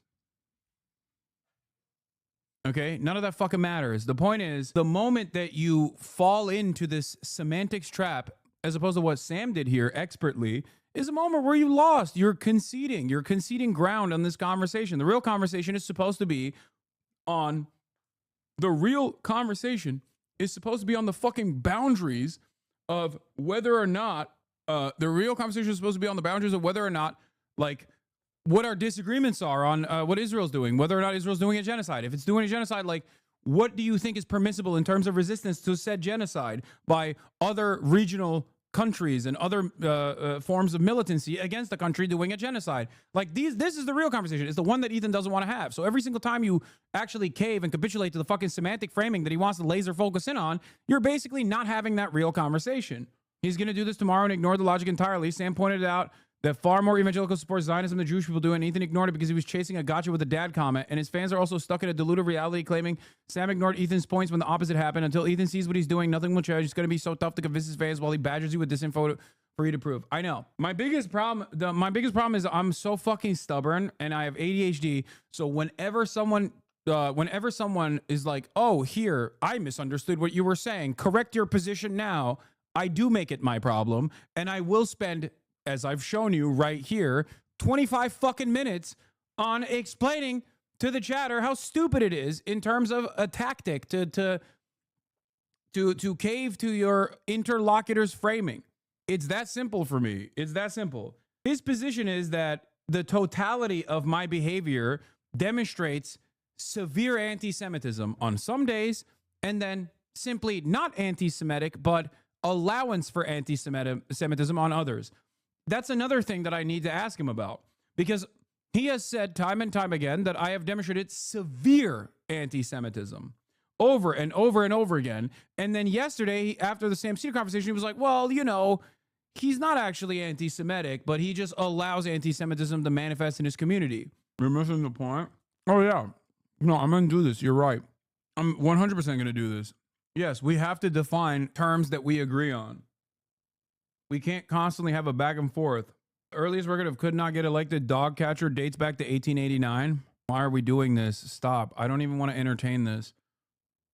He plays around with the term Zionist. It's okay to let Ethan dodge accepting the reality because he will never accept the systematized reality and support for ethnic cleansing of the Palestinians and the Israeli state. And in those who are supporters of it in the West, you just need to have enough examples of it that everyone else will see him saying that it was just one bad apple over and over again. Yeah, I guess. I will start off by defining terms and setting boundaries in terms of like what a productive conversation looks like. Because if the conversation revolves around him constantly being like, what did you mean here? What did you mean here? What did you mean here? And then him trying to fucking slam a position that I don't have because of his like nefarious framing of a clip out of context, it's not going to be very productive. But I know he's going to do that. I know he's going to try and do that, which is fine. I'll entertain it for a little bit, but... Right. You can say that's a wrong thing to say, but he's not talking about Jews. He's talking about people who have exhibited these positive feelings, and that includes millions upon millions of Christians. More Christians. Okay, well, listen, I don't think they're neo-Nazis, not fit to walk dogs, either. I think it's insane language. Listen, you don't want to tell me that you have never engaged in hyperbole. You and I both are in this business, and we do that. Yeah, you're right. You're right. You know, I just think that, it's you can say it's an inappropriate thing to say. It's an unfair thing to say. I just think like Arabs that support Israel aren't fit to walk a dog. It is not anti-Semitism. Okay, well, we're at an impasse on this one. Yep. Wait, Arabs who support Israel aren't fit to walk a dog? Dog catcher. But yes, absolutely.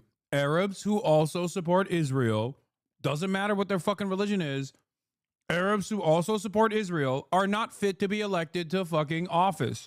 Even the lowest office, yes. He got so horny to try and fucking say something that was like equivalently racist or whatever in his mind, because he thinks this is a racist statement, that he ended up saying something that I would wholeheartedly agree with. That is actually at the heart of my argument, which is, doesn't matter what your background is that. You really thought that this would cook. Yeah, so I mean. He really thought that it would cook. Obviously, there was like some other ridiculous fucking statements too. What is this? Science determines is the exact expression crewman Dan makes when he's lying through his freaking teeth. No, there was a couple moments where he just like really popped off and said some really fucking insane shit that I wanted to show you. You both need a moderator? Yeah, there's not going to happen. It's going to be his team on his terms, whatever. It doesn't fucking matter.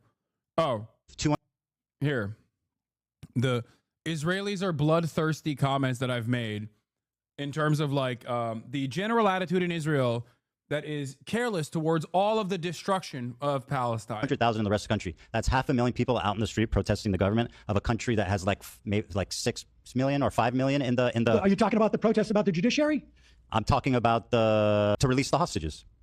Okay, to release the hostages. Yeah. To stop, ceasefire. Ceasefire, Sam. That's what that means. They were 500,000. They were calling for a ceasefire, or they were calling for a release of the hostages. Well, what's the point of telling Hamas to release the hostages? Yeah, of course it's a ceasefire, Sam. Well, but Israel has, and I know. I'll look this up. Deal with this. 500,000 Israel. Wait. Let's look this up and see how many times the Israeli government has said return of the hostages will not end. Sam, I'm responding to you saying the majority of Israelis want civilians to die. 500,000 people came to the street for a ceasefire of a country of 5 million, Sam. That's 10%. Israel just broke the latest ceasefire. Okay, where is the political response from the Israeli people? I mean, the idea that Gazans can be held responsible for an election that happened 18 years ago. Sam, you said the majority of Israelis want civilians to die. I think the majority of Israelis do not have a problem with what's going on in Gaza. That is my opinion. I think that unfortunately might be true to the extent that they've gotten. Well, then we agree. They've gotten much more radical. Unfortunately, tragically, everybody's been a lot more radicalized since October 7th. And that's tragic. I agree. I think people in Israel are jaded and they are cynical and they don't care, like you said, and I think it's tragic. Yes. Well, that's what my contention was. I mean, I'm looking at something from May. I wouldn't say most of them want to kill civilians, though. Well, I think that they don't. And I wouldn't say that there isn't a sizable portion of of Israeli citizenry that want a ceasefire. When 500,000 people, Sam, marched out on the street. Bro, this is crazy, okay? There's numbers for this. I find it so strange that he refuses to. We have a volunteer, Hassan. What is this? I'll moderate. Okay, bro. I find it very odd that there's numbers for this and he just like refuses to look at the numbers themselves. It's so fucking bad. How bad he is at Hasbara is so funny. Hold on. Of a country of 5 million for a ceasefire. This Pew research, 39% say Israel's military response against Hamas and Gaza has been about right. 34% say not gone far enough. Sure. Now, granted, that was in. And that is also all of Israel. That number includes Palestinian citizens of Israel. What under normal circumstances would be the Christian and Muslims in Israel. The designation by the Israeli census is you are either Jew or Arab. Okay, so those polls that are conducted on the Israeli population will actually make this designation between Arabs and Jews. Okay, the numbers that Sam is representing actually have both Jews and Arabs in them. This is not my designation. This is the Israeli state, by the way, because I think it's really fucking stupid and also ethno-religious supremacist to classify Jews as something different than Arabs when there are a shit ton of Arab Jews. May of this past year. So maybe also the reason why Ethan has such a hard time here is, as this chatter correctly pointed out, man, debating is hard when you just can't call them anti-Semitic, which is the case. Like, this is why this is why I think it was a little bit, it weirded me out a little bit, the way that they actually turned on Sam aggressively after realizing that Sam wasn't in agreement with Ethan. And they were quick to say he's a token Jew and quick to say that I had brainwashed him and all this shit. And yeah, Sam was right. The protests were about the judiciary. They did not have those numbers on the hostages protests. But the fact that there were so many people, I'd be careful with him doing that I agree shit he's doing with Sam when they both agree with Ethan's points. Yeah.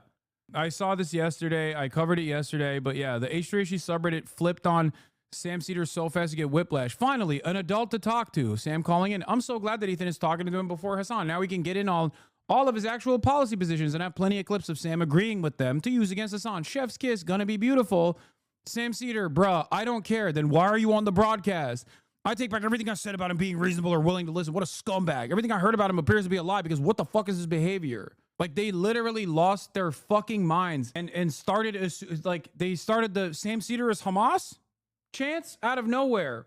And the cope from Ethan and Destiny fans are so insane. They're saying you brainwashed him.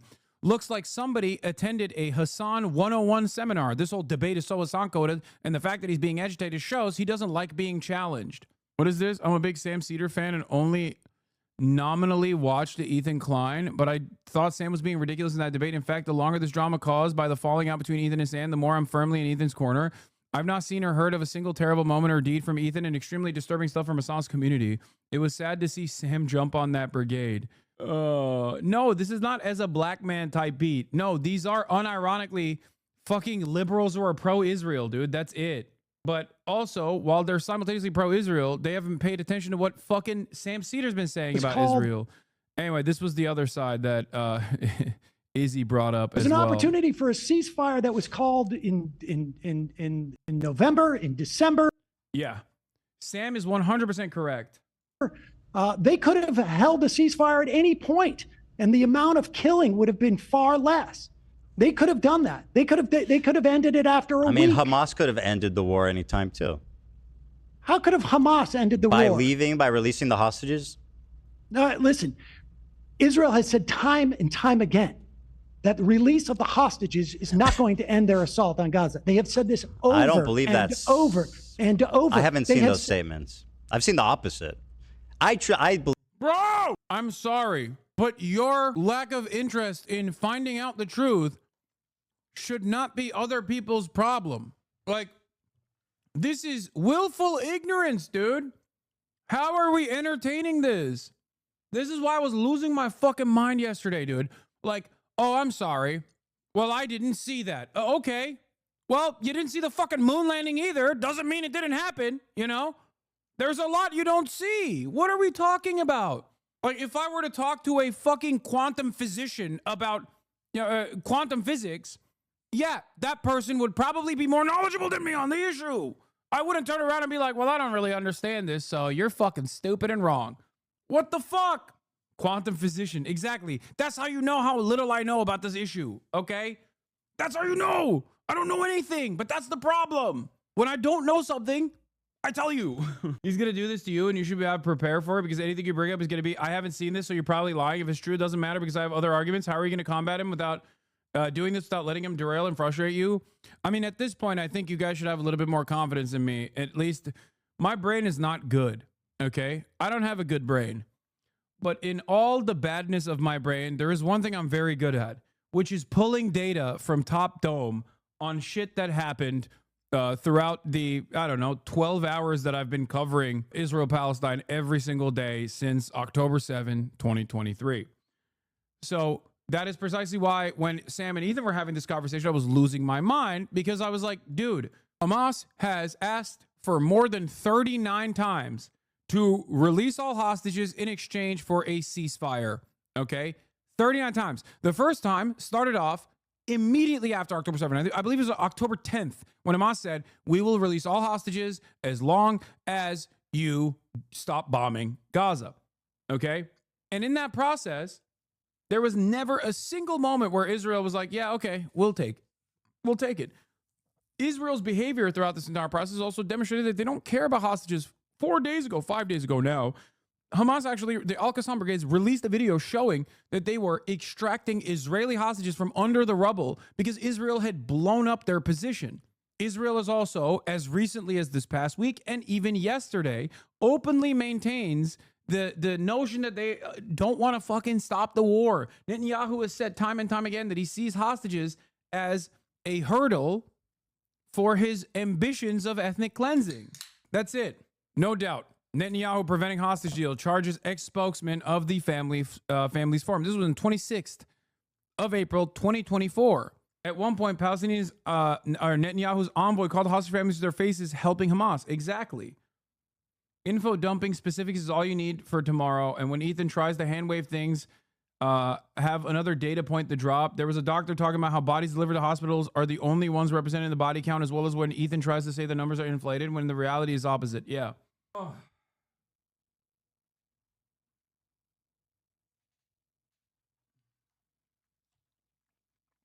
I'm not worried about how things are going to go down. I'm very confident in my ability to talk. It's just, I'm saddened by the state of affairs. Every day that goes on where I see another comment online that is so stupid, it makes me lose faith in humanity. Like, there are whole ass adults out there, white ladies that work in human resources at, you know, marketing firms and shit, that literally sit around and talk about fucking genocide from the perspective of their favorite neurotic content creators' selfish desires.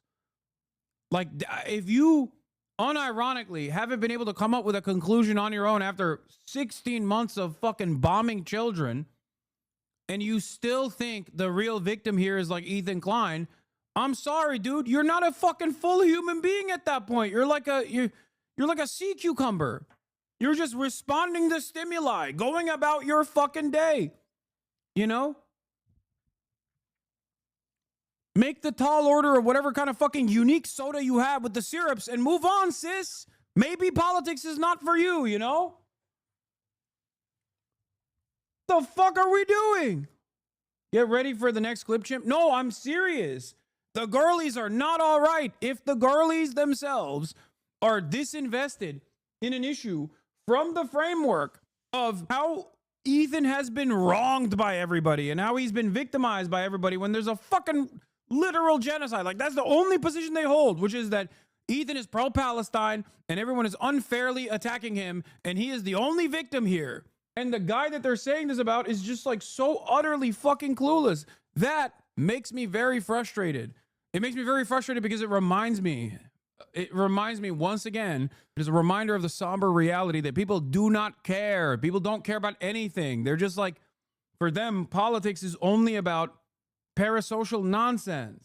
Former RSTA infantryman here, Ethan has constantly used the exact same methods we saw in our key leader engagements with actual terrorists. Is actually fucking scary. No, it's just cult shit. It's just cult shit. That's all this is. It's just successful cult programming.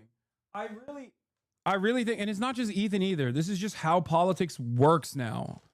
This is just how politics works in an era where we have completely fucking devolved. And honestly, I don't even know if he's doing it intentionally. It doesn't even fucking matter. I think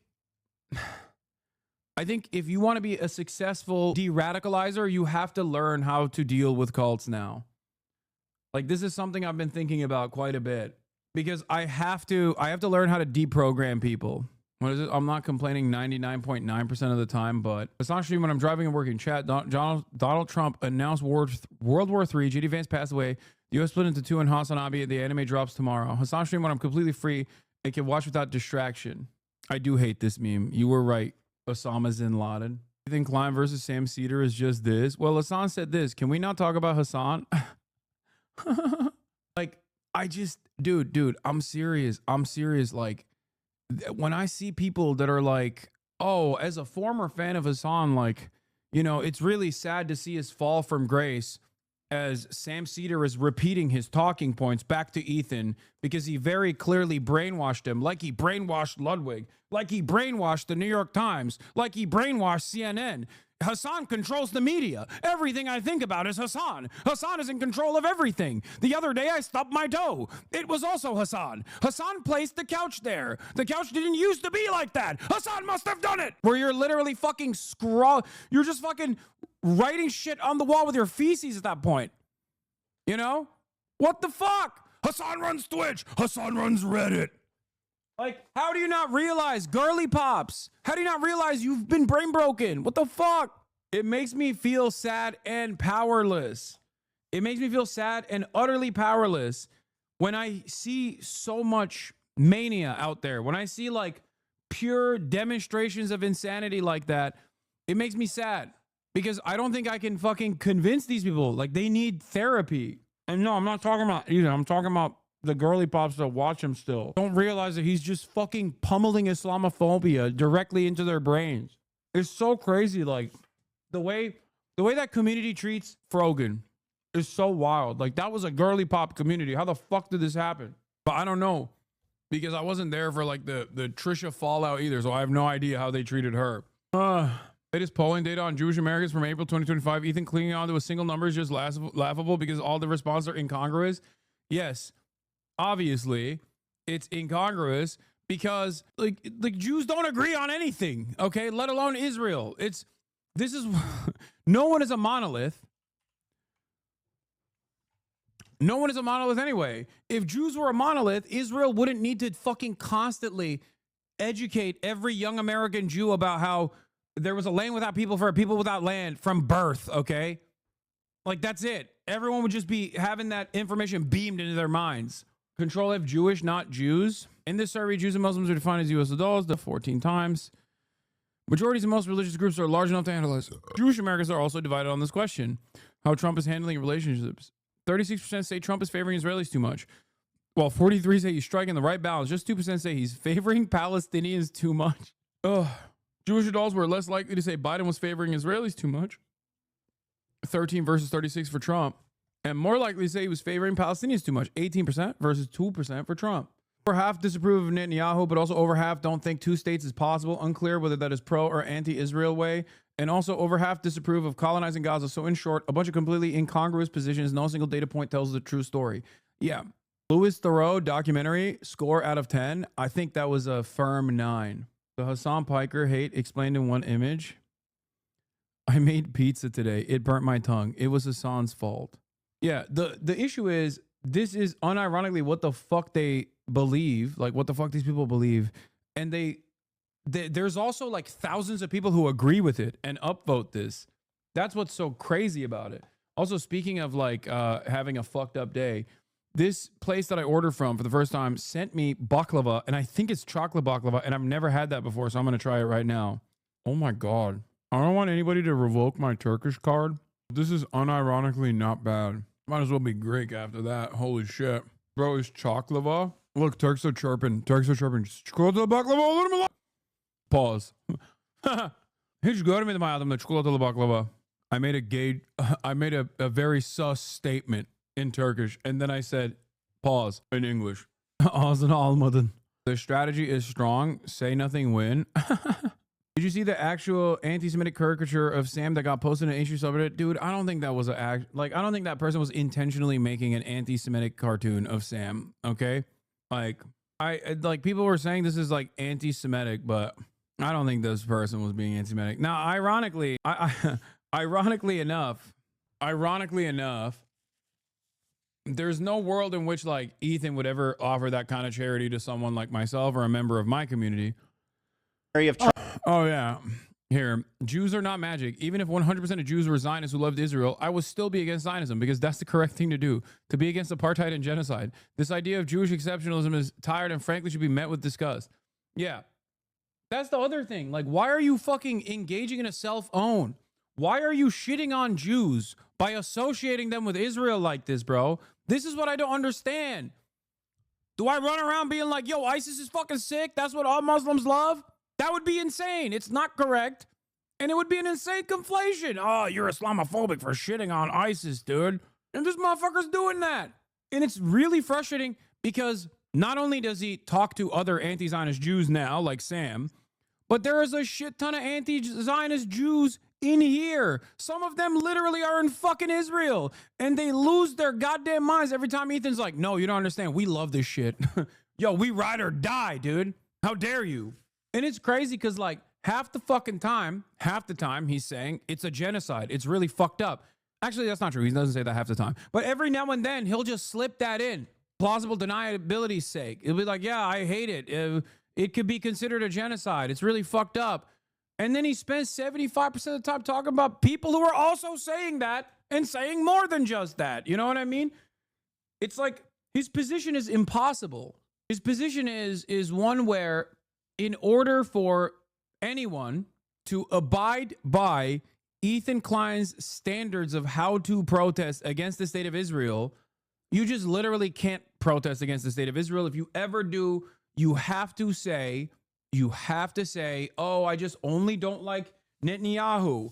And I am not going to pay attention to the fact that he has gotten elected for the past 30 years. I'm not going to, because that would be anti-Semitic. If you were to make inferences off of why this evil, bloodthirsty monster, Netanyahu, has been consistently elected into positions of power for the past fucking 3 decades, that's anti-Semitic. Do not make any inferences. Do not make any inferences off of this. Okay? Sometimes you can call it a genocide if I'm feeling good. Other times you can't call it a genocide because my wife is there and she gets really mad at me. Do not call it a genocide around my wife. Sometimes, if you're getting real thirsty with it, I'll let you say from, maybe not the river to the sea, but from like from the sea to the Gaza boundary, you know, that we have placed, the green line, skipping over Israel proper, 1967 boundaries all the way to East Jerusalem. Sometimes I allow East Jerusalem to be mentioned. Other times I don't. And from that point to the Jordanian River, Palestine will be free. But I don't really like that you're saying Palestine. Maybe let's say Palestinians. It's probably an appropriate way to say it. Also, anyone and everyone that has ever said what Israel is doing is bad and wrong, and that like there's of course going to be militant resistance against endless child murder. Well, those guys are all terrorists. Resist against Israel militarily, you're a fucking terrorist. You're a terrorist. You hate Jews. You want to kill Jews. You want to rape them. You want to rape them and behead them. And then you want to rape the beheading. If you say that didn't happen, why are you saying that? Then, you know, you're also an anti-Semite. You're not supposed to say that. You're not supposed to say from the river to the sea, Palestine will be free. I got it. The only protest that I will allow is if you are a Palestinian in Gaza and you are saying that the real villain here is Hamas. That's the only time. If you're a Palestinian living in the Gaza Strip and you're like, yo, you know who's actually bombing me? Hamas is. That's when I will allow it. Like, that's what it is. It's just so ridiculous. This is so ridiculous. Like, why do you get to determine how people fucking protest? Like, who are you? Who made you the boss here, you know?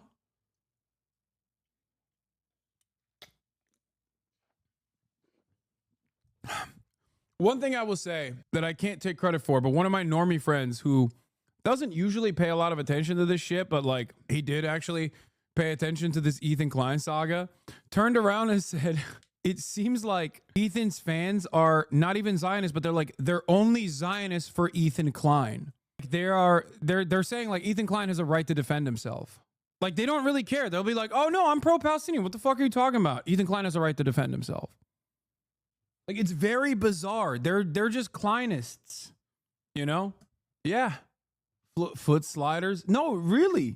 They're just like, listen, this is my this is my favorite content creator, and you've made him sad. And yes, on the one hand, I do believe that there is an unlimited amount of baby murder happening here, and it's really fucked up. But have you considered how sad you've made my favorite content creator by saying there's an unlimited amount of baby murder there and that we should stop it? Because that made my favorite content creator very mad. Y'all love the idea of suing anyone who disagrees with you. Yeah, that too. Also, where are those fucking lawsuits at? What happened? That's the other thing. Like, it feels like it's like a multi-pronged approach. Yesterday, it's, I don't even know what the fuck is happening. Everyone's mean to Ethan because he's Jewish and not because he's defending Israel, right? He's never defended Israel, but also Israel's a beautiful multinational state, and everyone should get to see it. And people like Hassan, lefty loonies like Hassan, lefty losers like Hassan, keep disparaging the good name of the apartheid state doing a genocide. How fucking dare you? Okay? But then also simultaneously, you know, we got to sue people. We got to sue people that call that out. We should sue them. We should sue random Redditors for frivolous reasons, try to get them to dox themselves and other people. You know, that's how we got to do it. We got to do it. And then also simultaneously, I'm getting sent stuff to my home. We got CPS in his house, which is fucking ridiculous, by the way. Of course, I don't agree with that shit at all. You're a whole ass loser if you call fucking CPS on a YouTuber. What the fuck's wrong with you? Okay, unless they're like a one of those like family channels, because I feel like some of those family channels do some freaky shit. Okay, but then again, we don't know what happened. What's the conclusion? What happened? What's the fucking conclusion? No conclusion whatsoever. And and he fucking still to this day makes it seem like I did that. Like, he makes it seem like I fucking picked up the phone and was like, yo, do this. What a psychotic thing.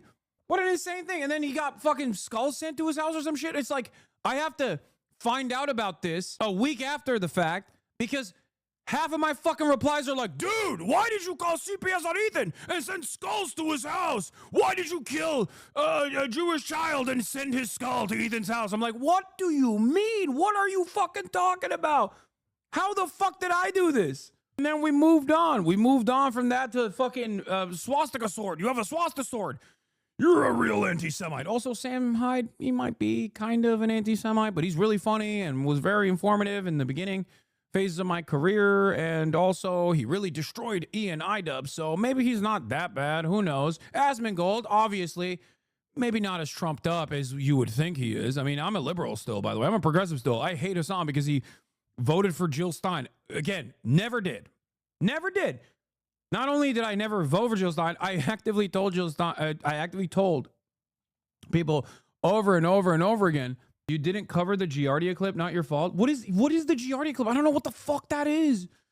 I don't need to learn new things. I don't need to learn new things. I already know enough things. I don't need to learn new things that are happening in the minds of all of my fucking most rabid haters. Okay? Settled at Denims' community called CPS. He blames you for inventing Denims, though. Is there any proof necessary at any point? It's like, dude. Ethan Klein, Israel. Two people or entities that never need to prove anything. They just say shit and everyone has to believe them. And if you don't believe them, you're fucking anti-Semitic. What is happening? Okay. Ethan Klein's like, imagine if I just started saying like, Ethan Klein came to my house and tried to fucking kill me. And then he slipped on a pile of shit and actually hurt himself. And then every one of my fans literally went around spreading that information. Like, what are we talking about? Like, what the fuck is this? What do you mean? Okay, I thought there needed to be like some proof. You have to connect. There's a connective tissue here. You got to point to why someone fucking is responsible for the things that are happening. What the hell is this, bro? You need to be reading.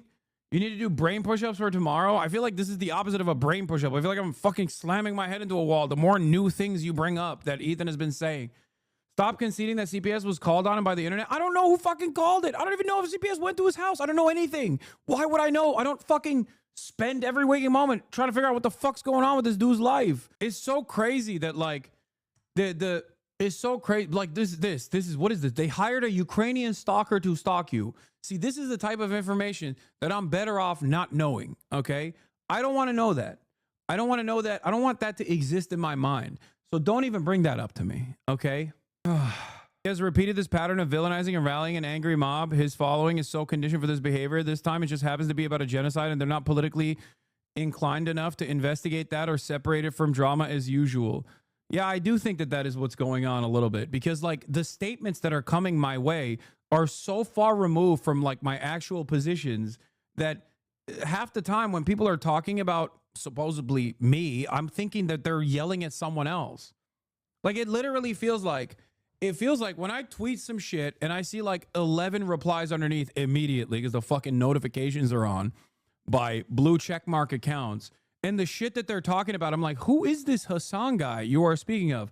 The son of a billionaire oligarch who wears fake glasses, who is a real estate tycoon, who fucking called CPS and then sent skulls to Ethan Klein's home or some shit. I don't even know what his fucking home address is. Oh, fuck. Never even been to his house. Yeah, and I own a PJ. No need to prep. You've been prepping for 18 months by arguing with random Israel defender gray names? Yeah. Why are you playing right now? Yeah, I'm playing. I'm actually hiding the secret. Yeah. If you look at the content cop comments, 90% of them are E's brigade spamming. They never mention the CPS call. It's all based on E's lies. He provides no evidence for. Same with the new ones about the skulls. It's so fucking tiresome. And then he moves on. And then he fucking moves on. Problem is that many people who have participated in or justify persecution and genocide against the group have done so out of personal reasons, intergenerational trauma, frustrations, failures, identity issues. They conflate genocidal ideology with personal identity and double down over time. Stories become too insane to talk to them. No shared reality. Chat is too small format for topic, but that's one of the aspects. No, I get it. Yeah, my designer dog. Kaya, place. Him saying Mandela charged militants for crimes accountability is not true during the apartheid. The lie that they're trying to push here is the Truth and Reconciliation Commission. But TRC is after the apartheid, and many issues due to the agreement with Afrikaners to not prosecute their war crimes were revealed. You can read up on it in a new article as far as 1 day ago. South Africa sets up inquiry into apartheid prosecutions. Yeah, he's wrong, dude. Nelson Mandela has routinely said that violence when peaceful revolution is not possible, violence is permitted, okay? It's not the JFK quote, but I'm paraphrasing what Nelson Mandela has said. No, don't post shit like this, because he also freaks out. No, don't even joke about this shit, because we can't even joke. Remember, he'll use everything as a gotcha moment, okay? Some evidence of what I know he has literally talked with Dan Saltman. He put Dan Saltman in his fucking content nuke, man. Dan, do people know about you coordinating with H3 during the Twitch anti-Semitism stuff, that you traded emails with them, or is that new info? Am I leaking that they were huge Destiny fans? Hila and Ethan Klein unironically watched a lot of Destiny during October 7 Israel-Palestine arc. At Dan, are you denying this? Please answer. Dan, did Ethan not tell you that he and his wife are huge Destiny fans? Is he not going to answer? Ethan Klein and Hila Klein emailed Dan Saltman during the Twitch anti-Semitism stuff and said they watched Destiny's content together. I'm saying you emailed with Ethan multiple times. Where is Dan's response? Because I'm pretty sure he responded. I thought it was weird as fuck. By the way, I'll get into this later, but that's Hassan admitting that he's been to a Diddy party. The dude's been to a Diddy party after spending the last 2 years attacking Evil Dan for being the diddler, because he, I don't know, some random association with Diddy. Bro, Wait, random association with Diddy?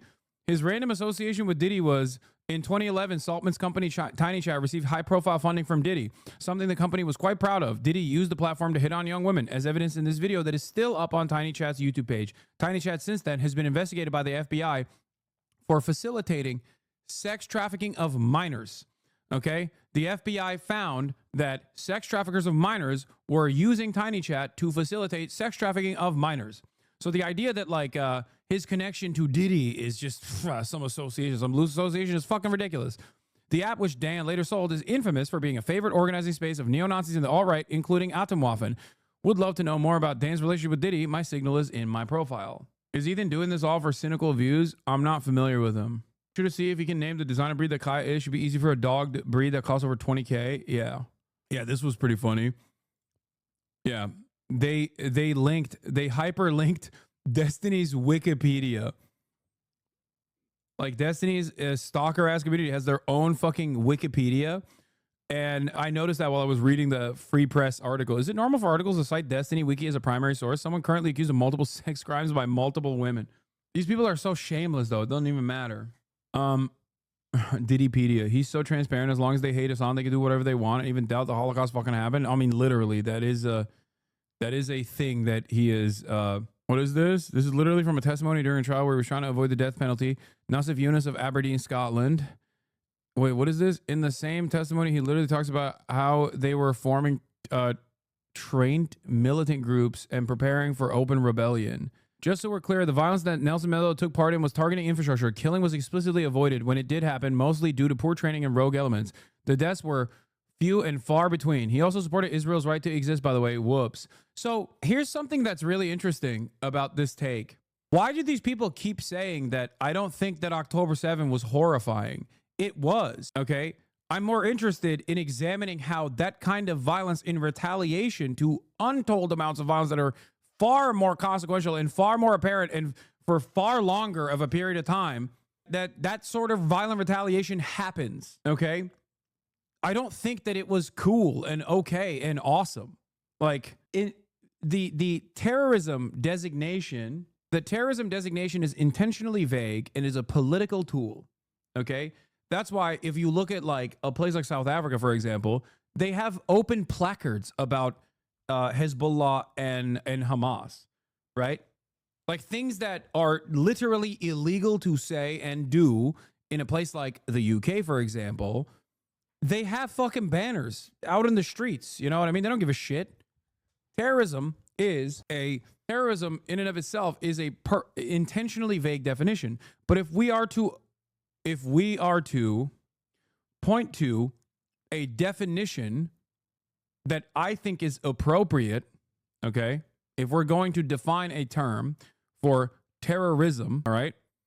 I think intentionally targeting civilians fits that bill.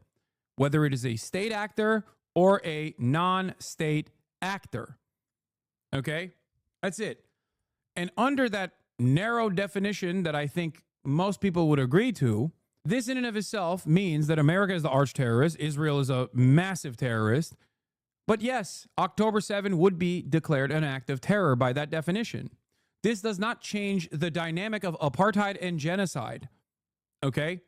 That's it.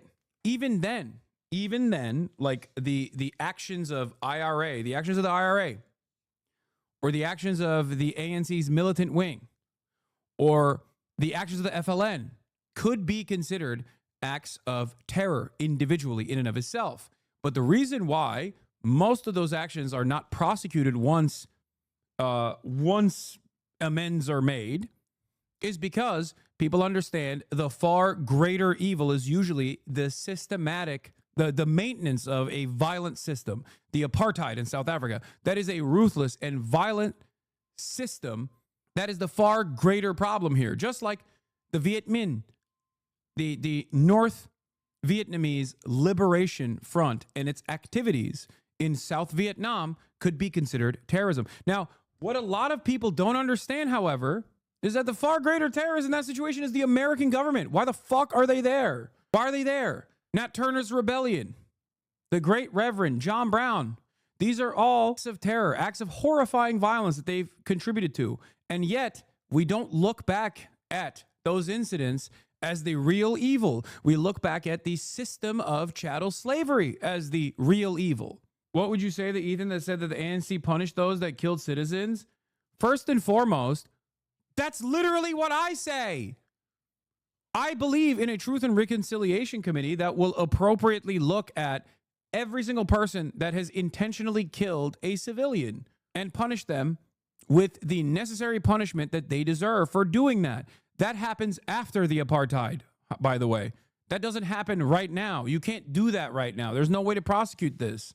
This is something that I've talked about a lot. The picking and choosing of supporting anti-colonial defense based on vibes and race is so frustrating. Like many Americans will be pro-IRA, but then show them a woman in a hijab and they crash out and justify violence towards them with fear. No, it's the same principle behind Ukraine. Ukraine is a perfect analog here. They look at Ukrainians fighting against the Russian invasion as brave warriors defending Europe from the scourge of Russia. And there is validity to the Ukrainian emancipatory movement. They are they're on the right side. Okay? But God forbid any Palestinian takes up arms against the fucking state of Israel that has killed their whole family. I missed the chat. You chatters are far more informed than 99% of people I meet on a daily basis. If one wanted to send a Twitch streamer a painting, how would one go about this endeavor? You can't. Anyway, Loserbox says, just so we're clear, the violence Mandela took part in was targeting infrastructure. Killing was explicitly avoided. Yeah, except the fucking militant wing of the ANC literally had a practice where they would put tires around collaborators and light them on fucking fire. Okay? Practice called necklacing. The reason why people don't talk about that, the reason why people don't care about that, FBI has been given a full report on you at Hasanabi. Why are you even saying this in the chat? They're probably in here right now. Oh no. What will I do? Damn, this guy's good.